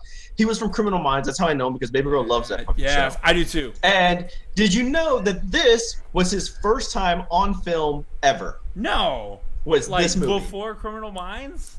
Before Criminal Minds, this was his very first time on film. Film and television. This was his first thing, and he was intern number 1. And is it the intern that wanted to stay? Yes. Yeah, he was the intern that stayed. He's a I don't know if you like crime dramas, Corey, but if you get the chance, man, check out Criminal Minds. Good fucking show, really. Yeah, show. I'm not one for the law drama, criminal dramas, but it's actually a really good fucking show. It's like I think that's the one where he becomes a heroin addict, right? Yes. Oh my, no, opioids. Or he gets addicted to opioids. Yeah, he becomes an opioid addict. That show, man, it's like what's the movie? Oh, I remember that. He starts slowly developing that. Yeah, he gets kidnapped and he gets force-fed opioids to survive the torture. He gets addicted kidnapped by fucking Dawson. Yeah, fucking Dawson. He gets kidnapped by the Dawson. Yo, if I was you, I would have drowned that bitch in the lake and shit. Dawson's Creek. Yeah. I'm sorry. Old reference, older reference. No, you gotta go back and watch the old movies to see it. Seventh Heaven. Oh my god. So for the cast, for those of you who at home who are just like going through real quick, we'll go over it. You got Bill Murray, who's amazing, and he plays Steve Zissou. You got Owen Wilson, who plays his supposed son. You know what? I was pleasantly surprised by his performance, because normally I don't like him. I normally don't. Like, he does his role good, but like. He was an actor in this movie. He wasn't the same character in a different movie. He was that dude. He was Ned. Yeah, he was fucking him. I love him. You had Kate Blanchett, who was the reporter. Yeah. You have Angelica Hudson, who was the estranged wife. And for those of you who don't know, Angelica Hudson was Morticia Addams in the Addams Family movies. Such bae. Oh my God. Yeah, she kind of aged a little bit. It's funny. She didn't age very well at all. But it's funny. Everybody's like, oh, I want a relationship like Joker and Harley. No, you don't, because that's physically abusive. No. I want a relationship like Gomez and Morticia, because those motherfuckers loved each other. Fuck what you heard. And they were great parents. You had William Dafoe, who, it goes without saying. Oh my God, dude. Like, don't get me wrong. William Dafoe. Was he the Hobgoblin or the Green Goblin? He was the Green Goblin. Right? And he was also the detective in Boondock Saints. Yeah, the corrupted detective. He stands out like a fucking sore thumb in any movie he's ever in. But this has to be one of my favorite. Like, this is. What's funny though is that technically, like, I would agree, he has such unique facial features that he's very hard to miss. But with the crew, Team Zissou. Yeah. He like fit right in. Oh man, it was. He was like another face. It was great. I have a quick question. Yes. William, because I'm really bad with actor names. Yeah, William Dafoe was Klaus. He was the German. Yeah. Okay, that's what I thought. No, I'm American. Do not understand. I more than liked it. I did not just like it. You do not understand. That's it. And then he just salutes. Yeah. Putting me on the dolphin. You put me on the fucking dolphin. love it. We got Jeff Goldblum, who is a magnanimous actor, and he plays the estranged ex-husband. So it's great, and rival. So he fucking had a great performance in this movie. You had Michael Gavin, who I recognize almost immediately from Sleepy Hollow. The second Sleepy Hollow reference today. Yeah. So I mean, he's a great actor. A great actor, darling. Great. So fucking phenomenal. Unbelievable actor. Let me tell you, he's probably one of the best I've ever seen. I'd give him the Oscar if I was in charge of the committee. All right. Of course. So yeah, it was great. I liked the cast. I thought it was a phenomenal cast that they had put together. Yeah. It does sound like a lot of characters, but like Snatch, you get to know all the characters actually fairly well. Pretty good, yeah. I guess there's a lot to talk about in this movie, at least that I would like to talk about. So we'll want to shorten it up a little bit. I would say let's dive right into it. Oh my God! So let's just go right into it. So Danny, let's hear it. What was like some memorable scenes from you? Something you liked, something you didn't like? Your general vibe of the movie, etc. My overall consensus on this movie. I had a hard time in the beginning because I knew it was like the creme de la creme of hipsters, like, this is the movie.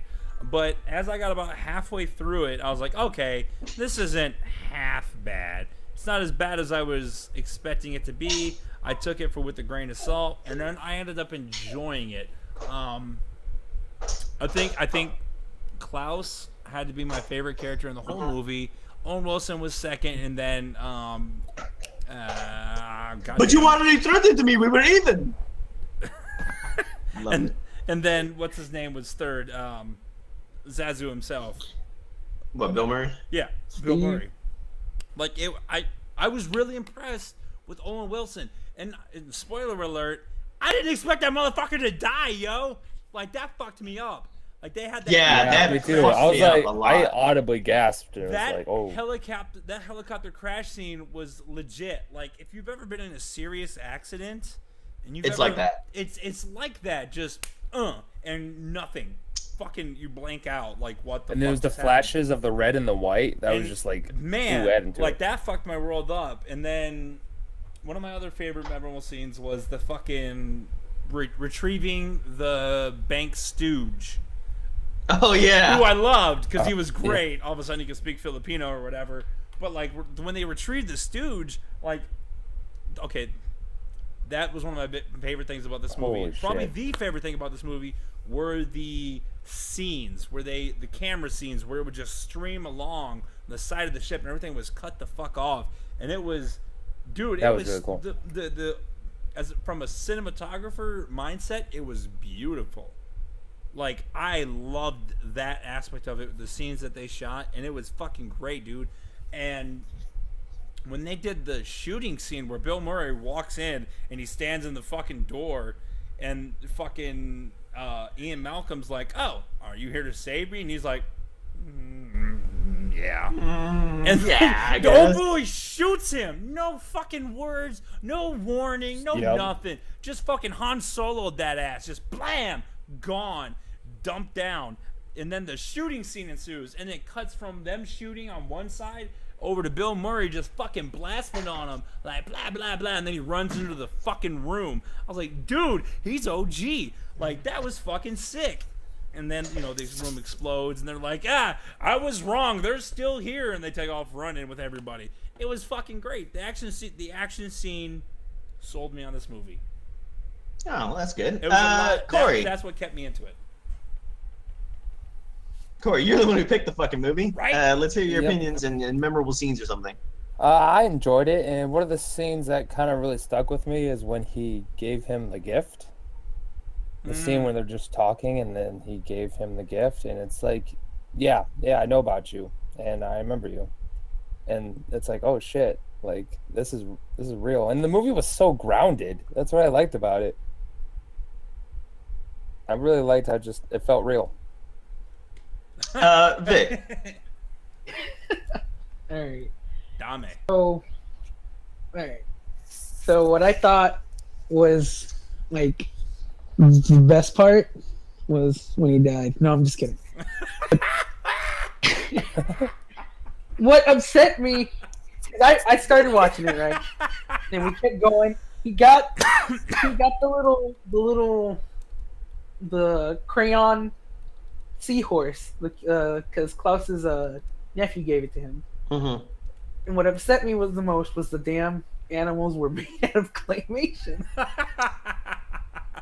But the movie was really good. It had its key points of comedy. It had its serious moments. It had the moments where, like, what happened? I mean, one of the sad moments for me was when they left the dog. Yo, like, really? For real? The three-legged dog.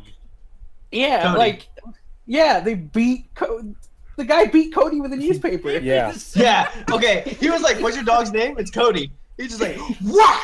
"Calm down, Cody." He's like, "Cody, be still, Cody. Be still." And then Cody was with them everywhere. And then the part where Steve just starts to go freaking John Wick. No, he goes John Wick and then tears the knot from his hands. Yeah. Shit. Every shot misses him. The ship's blowing up. They're throwing grenades everywhere. Everyone ran away. It was a good movie. And then one of those heart-wrenching moments was before the helicopter crash. When he gives him, he's like, look, I still had the note from when you sent me it, and I named this fly the Sizzo fly. Yeah. And then they crash, and then he dies, and then he dies. That was rough. Yeah, it was because I had the little knot. I had the knot in my throat.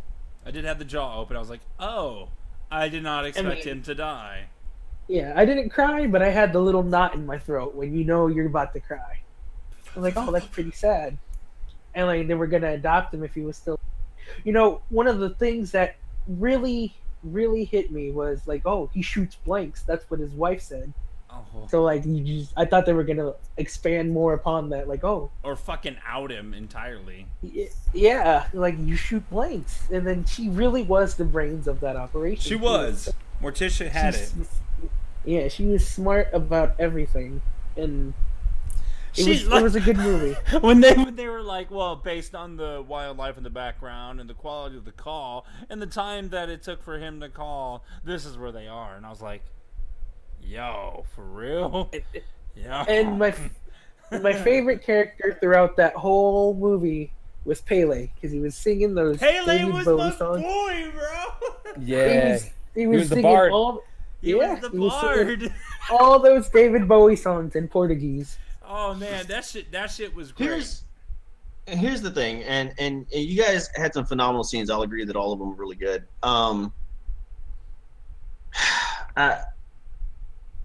It's kind of hard to explain. The reason why I like the movie wasn't specifically for any kind of one scene or anything. What blew me away? Stairs when he slipped down the. Oh Jesus! And he's like, "Did you catch that?" It's like, "Yeah, okay, we're running reality."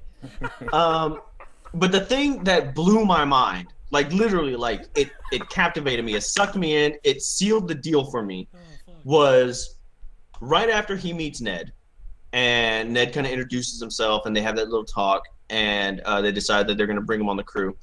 They have this cutscene where he's kind of giving Ned the tour of the boat, and it's like he's on a stage, and the stage opens up, and the entire ship is cut in half.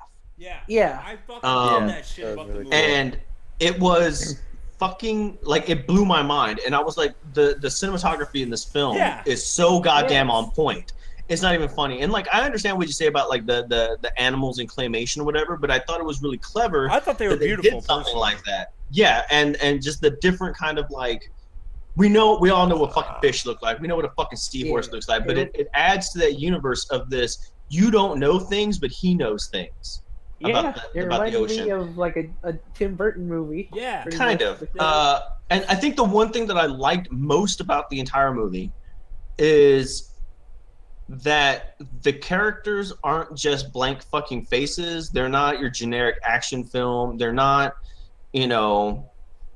just so many fucking characters that are in so many films that we watch just day in and day out. Not like everyone character actually grows during the course of the film. Yeah. Fuck yeah. He goes from being this selfish, self-centered, guy who's on his way out the door. He's beating himself up after every fucking, anybody that says anything about him, he takes it personal, and he's like, fuck everybody, I'm right, they're wrong, that kind of thing. And through this relationship with Ned, and through the whole fucking little adventure of trying to get the Jaguar shark, at the end of the fucking movie, he's just sort of came to this place where he's like, I've accepted that I'm on my way out, and I think he becomes a better person because of it. Like, you kind of see this glimpse of this Steve Zato or whatever that everybody in the fucking world knows him as. Right. And just on the cusp of that, his fucking muse, so to say, gets taken from him. Yeah. Yeah. And it was like you caught him at the time of his life where his career is in the fucking toilet. He doesn't understand, and everybody else around him is throwing him the red flags. And Ned is sort of like, I guess, I don't know, his grounding rod, his means to get through this transitional point in life. And like I said, it's hard to describe. It kind of sounds like I'm kind of bullshitting it, but if you were to watch the film, you know that You know, he does. He grows as a fucking person from the beginning of the film to the end of the film. And, you know, he changes who he is, I would say, for the better. As cliche as it sounds, and I always fight against these kind of things when I watch a movie, the character development was strong. And it was strong for all the fucking characters. Exactly. Klaus, in the fucking very beginning of the movie to the very end. You know, his character changed a lot. You know, he went from being, you know, overly possessive and fucking being sort of like, I need to be the center of attention, to the point where at the end he's just sort of like, we're a team. Team A.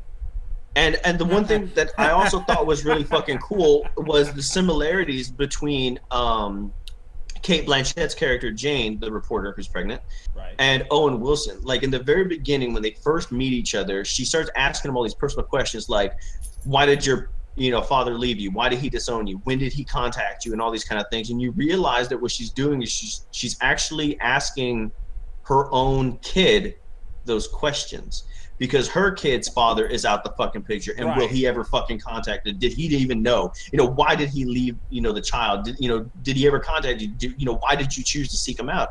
It's almost like she's seeing her own future with her own child's future play out right in front of her. Do you get the feeling that given his son died, he's going to step in for that unborn kid yet? No, not at all. What I was thinking, but I think that it would be, I don't think that he would take the unborn child as like his own, but I think he would have a greater appreciation not only for Jane, but probably like for her family as well. Yeah.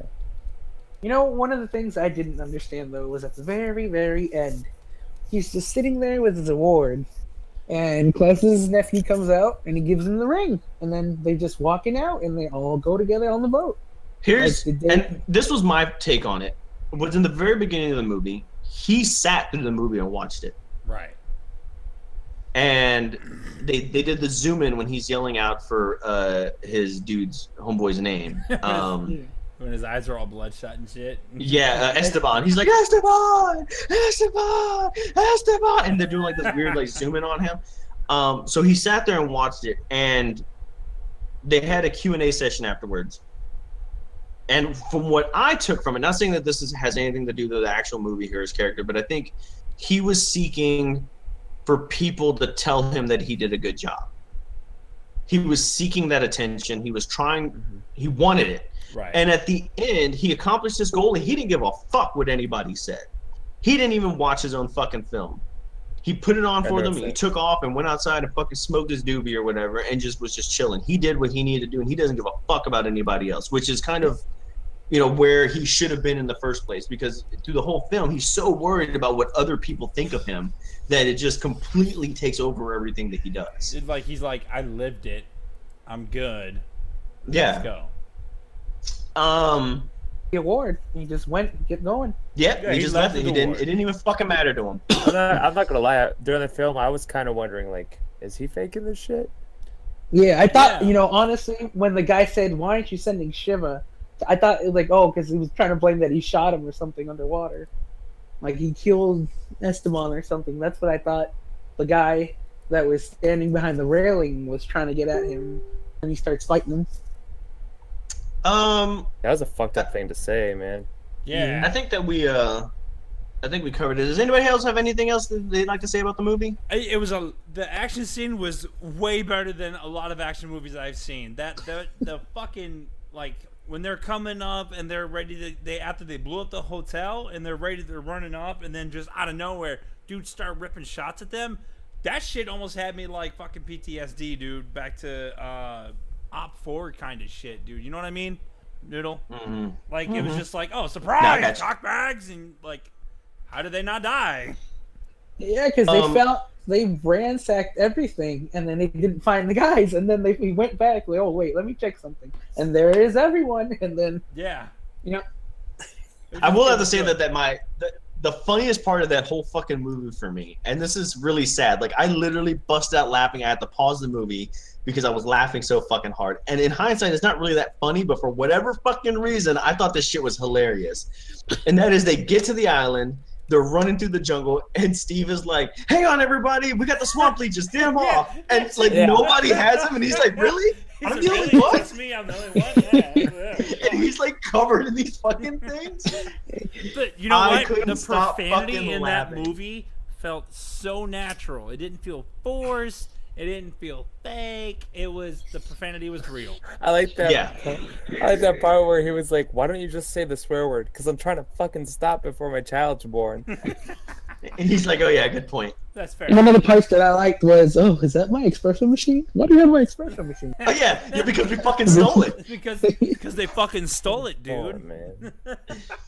I think we can all admit that the real hero of the fucking movie was the banker stooge. Yes. He is hands down end, probably one of my he's just favorite like, characters I in that whole don't fucking movie. care. He's like, do what you got to, Ned, or do what you got to, Bill, just to fuck cover your ass. Yeah. That shit had me dead, dude. I wasn't ready. Like, he's like, I'm legally Don't point the gun at Don't point a gun at him. He's an unpaid intern.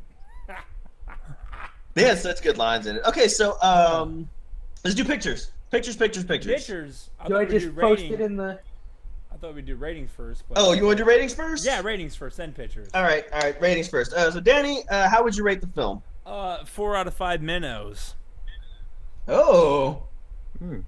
Not quite a 4 out of 5 minnows. jaguar shark, but not an octopus or a jellyfish. So I'm gonna go 4 out of 5 minnows.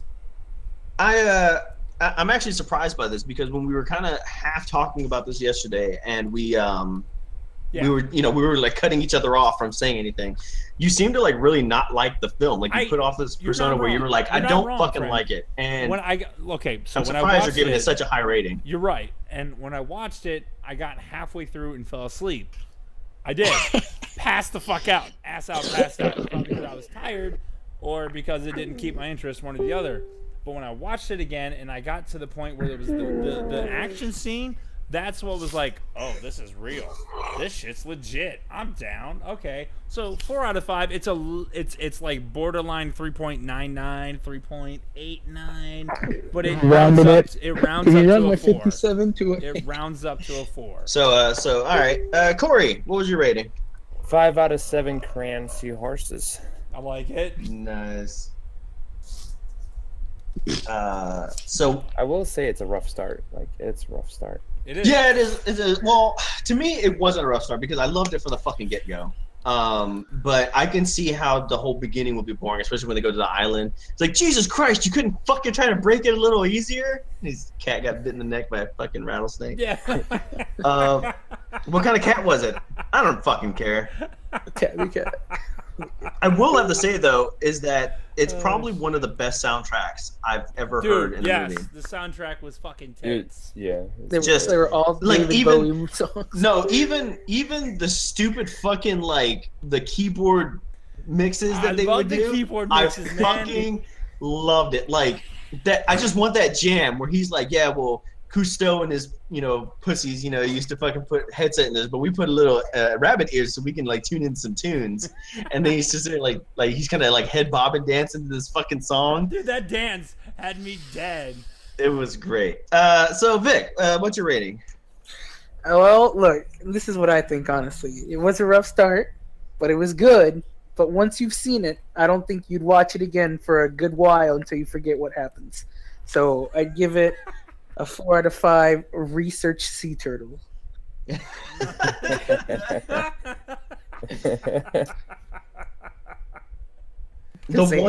one that's not present is the one that's still swimming in the ocean. Right.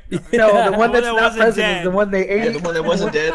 You ate 4 out of the 5 research sea turtles. It was the one they made for soup. The Vietnamese. I watched that movie twice. Once, like I always say, I always watch these movies twice. Where I watch it once to watch it and absorb the film. The second time because I'm looking for questions. And normally when I watch, quote unquote, watch the movie a second time, I kind of already have an idea about what I want to ask for the questions. And so I'll usually fast forward to those parts of the movies where I kind of want to see it.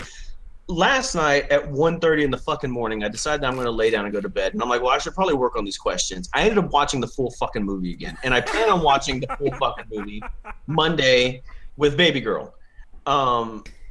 This is definitely a movie that this is going to be, as long as it's on Netflix, it's going to be my Big Trouble in Little fucking China.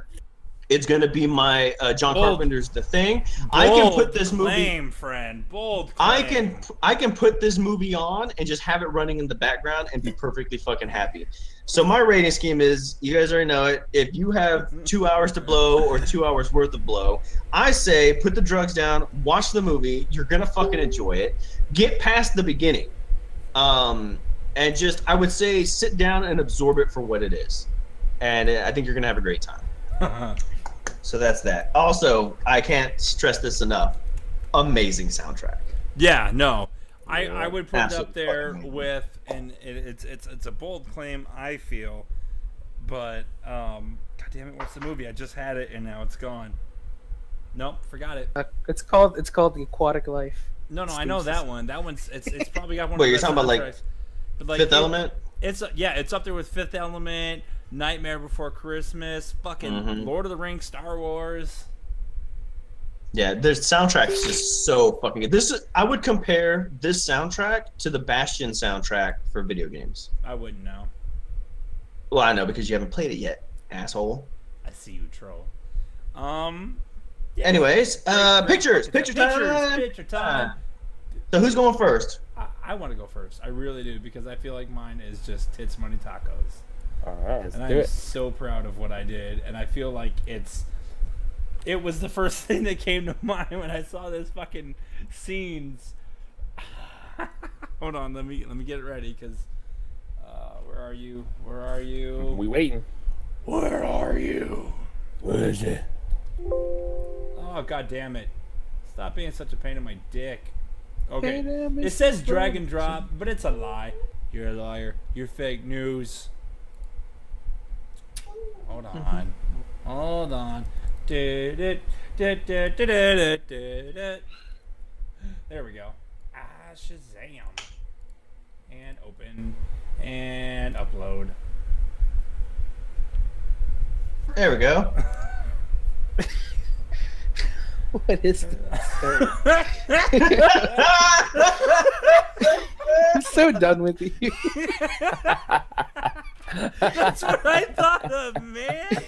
Like, he's like, is that That's it? He's fucking like, great. that's it. Yeah, class, And I'm that's like, it. Phenomenal. Great That's picture. great. Thank you. Picture. Thank you. Who's next? Corey? Okay, here you go. Oh, God. Oh, no. It's an actual movie. Fucking All right. shit. Damn, damn, Oh wait, we can do a sync video. Hold on, I'm an idiot. Hold on.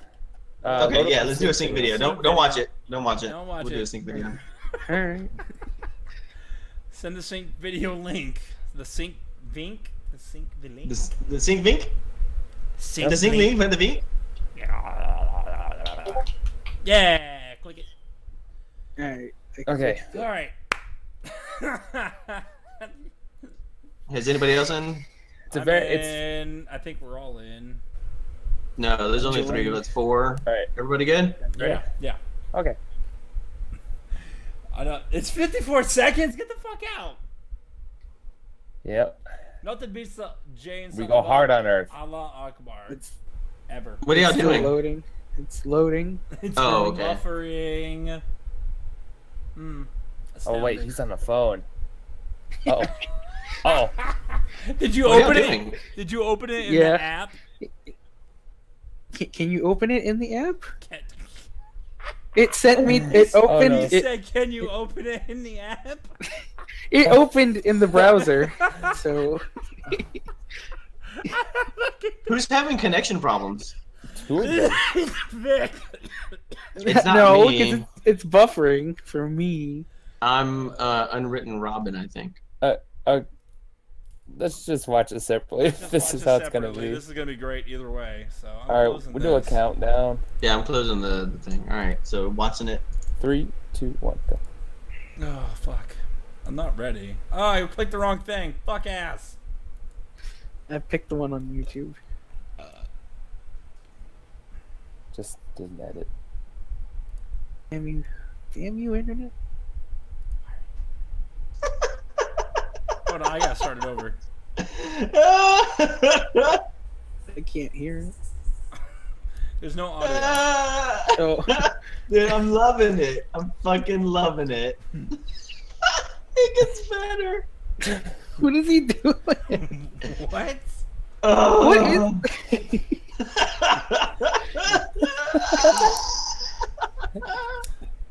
Did you take all the dialogue out? Is that what you did? You son of a bitch! Alright. This motherfucker! Oh man, that was great. That was great. Oh my god, I'm so done with you. You guys are terrible. Oh my god. You guys are just terrible. I like looked at it. Wait, like isn't he supposed to be saying something at this point? And then he leaves the room, and then he comes back and he's cleaning his shoes. Like I don't remember this part of the movie. Did you have the volume up? I did! Yes. There's nothing there. There is. He goes, Steve. I didn't even hear that. Yeah, Fuck, he man. just goes, every time he goes to leave the room, he's like, Steve. He turns around like, what? I don't even care. Fuck you, dude. That shit was... It was like Oh my Zoolander God. without audio, just... Oh my god. Just Well, Vic, where's your Well, pick, man? Oh, I mean, Vic, I came Vic. up. I came with like a last second thing because I didn't know. But you know those memes that circulate saying, "I showed you my dick, answer me." Yeah. All right, so this is. Oh no.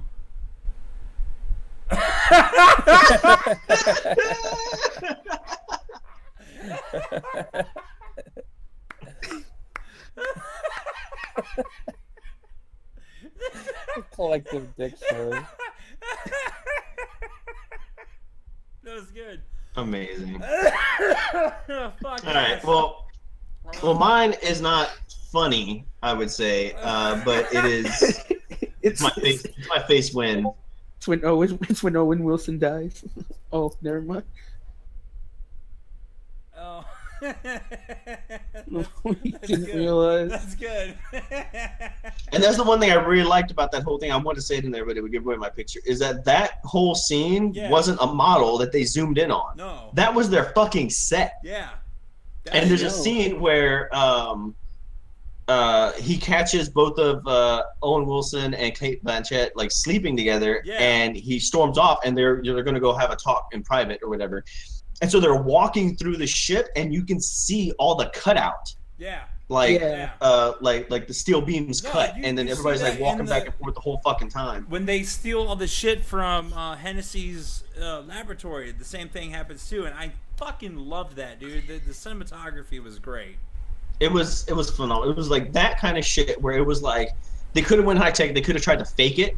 Yeah. You know. Yeah. But they didn't. You know, they showed you that this was a cutout. This was our set. You know, and I don't know. It was, to me, that was amazing. So the cinematography and the soundtrack, that's what made it a 4. All right. So Danny, who was your favorite? Your favorite? My favorite, Klaus. I love Willem Dafoe, and I'm a total Willem Dafoe fan and girl, but Klaus is easily my favorite. No, I'm talking about the picture, man. Oh. I gotta go with my brother. It's nothing against you, Vic. That was great, but the That's fucking fine. the no audio shit where it's Awkward silence. Yeah, it's so good. Yeah. Vic, which one did you like the most? The video. Okay. Corey, your vote doesn't matter. Who do you like? I vote for me. Fuck y'all. You can't vote for you, shitbird. I know. I vote for my brothers because that's fucking genius. All right. So, Corey, you go ahead and get the point for the picture. I'm on the board. Yeah. And God. Just because you can see all the options and it's crooked and taking a picture from the phone, I think that Vic has the Essence Award. Yeah. No, I agree with it. That's good job, Vic. And you're taking advantage of current memes. I like it. So the current point standing is Vic has 4 points, Corey has 1, and Danny has 1. The Brothers Rage are tied for last place. Fuck you. Ready for questions? Yeah. All right. Let's do this. All right. So everybody, go ahead. Type something into the messenger and the group messenger. Just don't hit enter. Just enter is your go button. You know what I mean? Your Yeah. Your response button. Also, wait for the complete question. I will say go, then go ahead and click. Early clicks will not count. So question one. Worth 1 point. With 1 point. Thank you. How large was the Jaguar shark originally reported? Go. Danny. 50 feet. What? 50 feet. That is incorrect. Oh, I'm supposed to write me? Or No, you can write whatever you want. The question cut out, so I couldn't hear it. How large was the Jaguar shark originally when it was reported? Take a stab at it. Go for it. 20 what? feet. No, that is incorrect. Vic, care to take a stab at it? Yeah. I think it was reported at 100 feet. That is incorrect. All of you. Nah. All of you. Probably Incorrect. Found in the very beginning of the film during his Jaguar the One, he reports it as it's 10 meters in length. Not even the right metric. That's 30 feet. Fuck. Yeah, if y'all would have said 30 feet, I would have said okay. That was my first initial thought, and I was like, you know what? Bump that bitch up a little bit. Wrong. Question 2. Wrong. Worth 2 points. Everybody ready? Yeah. Question 2. Everybody ready? All right. Worth 2 points. How many days was Team Zissou in unprotected waters when they got boarded by pirates? Go. Oh, damn it. Oh, shit. Vic, go ahead. Wow. I'm calling it 1 day. That is incorrect. Nope. Danny. 4 days. Incorrect. No. 2 weeks. And also incorrect. 2 weeks. Wait. What? Wait, no. Okay, hold on. Fuck you. Hold on. Are you saying from the time that they entered to when they got boarded, or are you talking about the date that popped up and it said they were boarded? When they popped up and was boarded, the little date. Oh, see, okay. Oh, the day. I thought you were saying how long they went. Shit. That was 4 days, wasn't it? It was for 9 days. 9 days in unprotected waters. Okay. I would have never guessed that. All right. Question 3. Worth 3 points. This can get somebody a tie. Fuck. Or an unprecedented victory. I'm tired of inviting newcomers and they shit on us. Pick the movie and never show up again.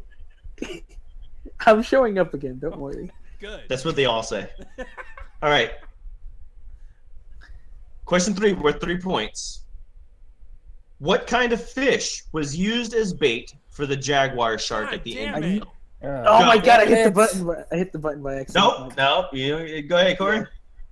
Well, he had to hit it first, so he's got to go first. No, I hit it he by jumped the accident. gun. Before he said go. Yeah. Oh shit. No, my phone fell on my hand. Large white tuna.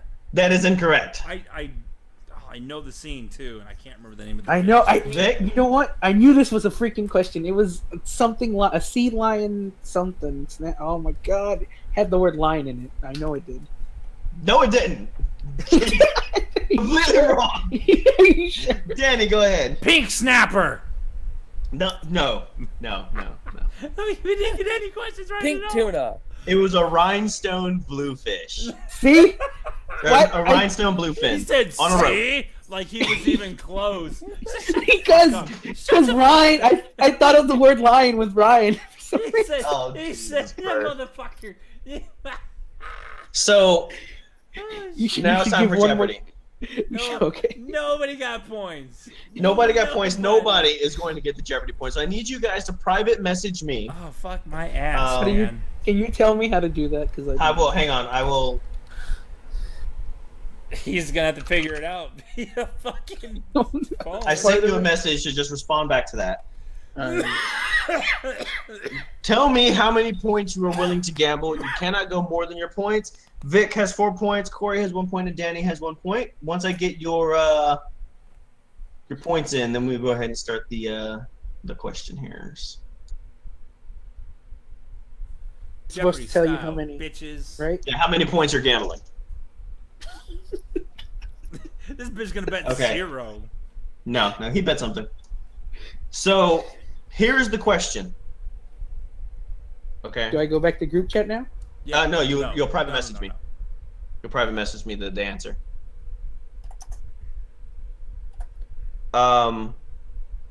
Here's the question. Jane, the reporter, slipped Ned a letter just before the terrible helicopter crash. What did that letter say? So while the Misfits are writing me their responses, all of you at home, please enjoy this wonderful hit by Dano Sangs. That's the second time I did that. From Dano Songs. Dano Songs is what Misfit Inc uses. Take it away. All right, so go ahead, put in your responses. When I get all the responses, we'll start up. Let me go watch the movie. No watching the movie. I'm kidding, because that's a long ass letter. God damn it! I even looked at that bitch too, and I was like, nah, man, I won't even look at the letter. The letter's not gonna be impertinent. Fuck! You better be here next week, Vic, or I'm gonna stab you in the goddamn face with a soldering iron. I am. Not like next week, this. but the week after. I am smelling like a rose that somebody gave me on a dead bed. What's happening? I don't know. I blacked out. Scared. Went back to the 90s. We're waiting for your response. Hold on. 2000. Okay. I'm not doing nothing. Shut up. God damn it. I'm not doing anything. Don't you Shut Google up. it, you son of a bitch. I'm not Googling it. He's watching the film and pausing I'm it. not watching the film. I heard This is so He funny. found an My app. computer's fighting You me. found an app for Jane's letter. I heard clicks. I heard clicks. I'm trying to do a funny thing because I know that Zombie reads all of it, so... Yeah, Oh, right? Jesus. Fuck, man. Oh my god, he's the fitness face Definitely knows all the answers. Definitely read the letter. He knows it. He knows it all. He's gonna be able to answer it. Is that all. it? He knows everything. Yeah. All right, know, all dude, right, I here we was go. going to do the whole thing, but there's a limit. 3, 2, 1. And we're back. Fuck! So, the question. The question was, Jane, the reporter, slipped Ned a letter just before the horrible helicopter crash. What did it say? Fucking knew it. Danny bet 1 whole point. Heart symbol. Wait, when did And he get a his- heart? And That's his answer is, fuck you, shit-faced cockmaster. I even looked at it and dismissed it. Fuck! You It captured even my sounded likeness. just. I'm You sorry. captured my likeness so well. I'm sorry, Danny. That's incorrect. I figured. So you lost your point. Vic. Vic bet 1 point. Bitch. And his answer was, hello, Mrs. Robinson. Jesus loves you more than you could know. No. Vic, That I'm answer's surprised wrong, you didn't Vic. go the fucking Forrest Gump round. Okay, Jenny. I should have done that. Huh? Corey, I'm actually really impressed. Corey bet 1 point, and his answer is P. Sherman 42 Wallaby Way City. God damn it. Okay, now that I have your attention, this is a tale explaining the manner in which my way of life was rotated along the y-axis until it reached a position roughly 180 degrees from that which it started. God damn If it. I could have 60 No. seconds of your No. time, simply No. place your No. posterior Stop. in the selected Stop. location. I will relate to you the details Stop of how it. I was made the male matriarch of the district of the city of Los Angeles, California, commonly referred to as Bel Air. In the western region of the city of brotherly love known as Philadelphia, my mother expelled me from her womb. Oh my and God. indeed, that is also where I spent my childhood in my mother's care. The majority of my time was spent in recreational area containing such diversions as the jungle gym, swing set, sandbox, etc. I was typically at the height of leisure while frequently at a temperature slightly He's below still what one would fucking consider reading it. standard room temperature outside of my educational institution. I was engaged in a game of basketball with some friends when a couple of gentlemen who seemed to be of the disposition to cause a great deal of mischief began causing a great deal of chaos, disharmony in the area in which I lived. I was involved in one rather small bout of fisticuffs, after which my mother became concerned with my general safety and well-being, and she informed me that I would be moving in with her sister and her sister's husband in the previously mentioned community of Bel Air. I'm sorry, Corey, none of that is the correct answer. None of it. He read it all! Oh my god. The correct answer, and I might want to point this out to the people who are listening to this, because unless you've seen the movie, you don't know. They literally showed this letter for like a fucking second. They did. They didn't let you read it. They didn't have the whole bullshit of her voice narrating over it, you know, to have, you know, some. No. They literally had a glance at the letter, put it down, and he even asked me, he's like, "What's the letter?" And he's like, "Oh, it is of no concern." For listening to Owen Wilson. That's what I get. He did. He said it was of no concern. No concern. All right, Owen Wilson. Next frame. The letter is actually kind of gut-wrenching, knowing that he actually dies in the next scene. And it reads, "Dear Ned, I just wanted to say again how much I love the sand dollar necklace. The peppermint dental floss was an inspired touch. Who are you, Ned Plimpton? I find myself asking that question. I hope you allow me to find out. Love, Jane." Well, damn. Wow, my heart. So there you go. The final score is Corey with 0 points, Danny with 0 points, and Vic, the newcomer, shitting over everybody. Vic the prick, the cocksucking dick. 3 points. 1 point for each testicle and his penis. Last time on your faces. Last time I invite somebody to the fucking podcast. So, Vic, you are the winner of the podcast. You get to pick the next movie for the next podcast. All right. What terrible, horrible movie are you subjecting us to? Look, so honestly, I wanted to pick Forrest Gump, but I'm pretty sure everyone, and we're not. Everyone has probably seen it. Mm-hmm. So, and I've seen that movie 800 times, and I watched it yesterday, so I know it by heart. It's weird that you're watching your own documentary, but okay. It's okay. Okay, Jenny. Okay, Jenny. All right, but shut up. Bro. Yeah. All right, so what I have recommended is a nice movie. From Wait! Don't tell the name. Read the description. See if we can guess it. Oh yeah. Yeah. I'm not reading it. I know it by heart. Read the description. It's not on Netflix. It's on YouTube. Wait. Oh, okay. Okay. I'll explain to you what it is. I won't say the name. Is it a movie? Okay. It's what? Yeah, it's a movie. It's from it's 1964, around that era. Okay. So basically there are 25 movies in all of this man, which is he's a lone swordsman who's blind, and he goes on adventures. Back in the Edo era of Japan, where everything is in black and white. Some of the movies are in color. And I decided to pick one of the movies from that 25 set of movies, and it's called Zato Ichi's Flashing Cane Sword. See, now you're just making shit up, guys. 8. No, I've seen like all 25 movies. You're gonna have to Level share 90. that and put it in the chat so we can get it I off will. to YouTube. I will do that right now. Zato Ichi's Flashing Cane Sword, 1964. After being wounded in a fight, Zato Ichi is nursed to health by a young woman and her father. Now indebted to the family, he works to protect her fairy business from local thugs. 1974. Man, this is gonna be painful. Man, I don't know any of these actors. All right. Yeah. But no, honestly, I really like the way they were able to make a nice movie the way it looked with the stuff they had. They didn't have anything fancy. What, like an old Wu-Tang Clan movie? Wu-Tang Clan ain't nothing to fuck with. So would you like me to place the link in the chat? Yes, we'll do that afterwards. So there we go. Everybody out there, if you are watching this live, I don't know who is. There's 3 people that I don't know who they are, but thank you. I don't know there either. Thanks for watching. Everybody else is catching this in the YouTube channels later on. By all means, go out and go watch it. It's Zato Ichi's Flashing Cane Sword. Apparently, you can catch it on YouTube if you look hard enough. It is a full movie, 1964. So go ahead and catch that. Be sure that if you watch it, to draw a picture of your favorite scene, make a statue or whatever, take a picture, and send it over to the email address down below.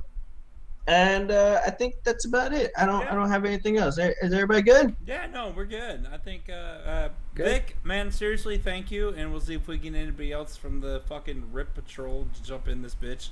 I'm patenting that term now because that's what we are, I guess. Sorry, you got dubbed VicVictory. Right.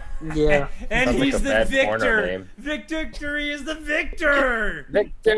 VicVictory is the winner of WrestleMania 5000. Oh my god. All right, bye everybody. All right, bye everybody. Fucking bye. Bye. Peace out.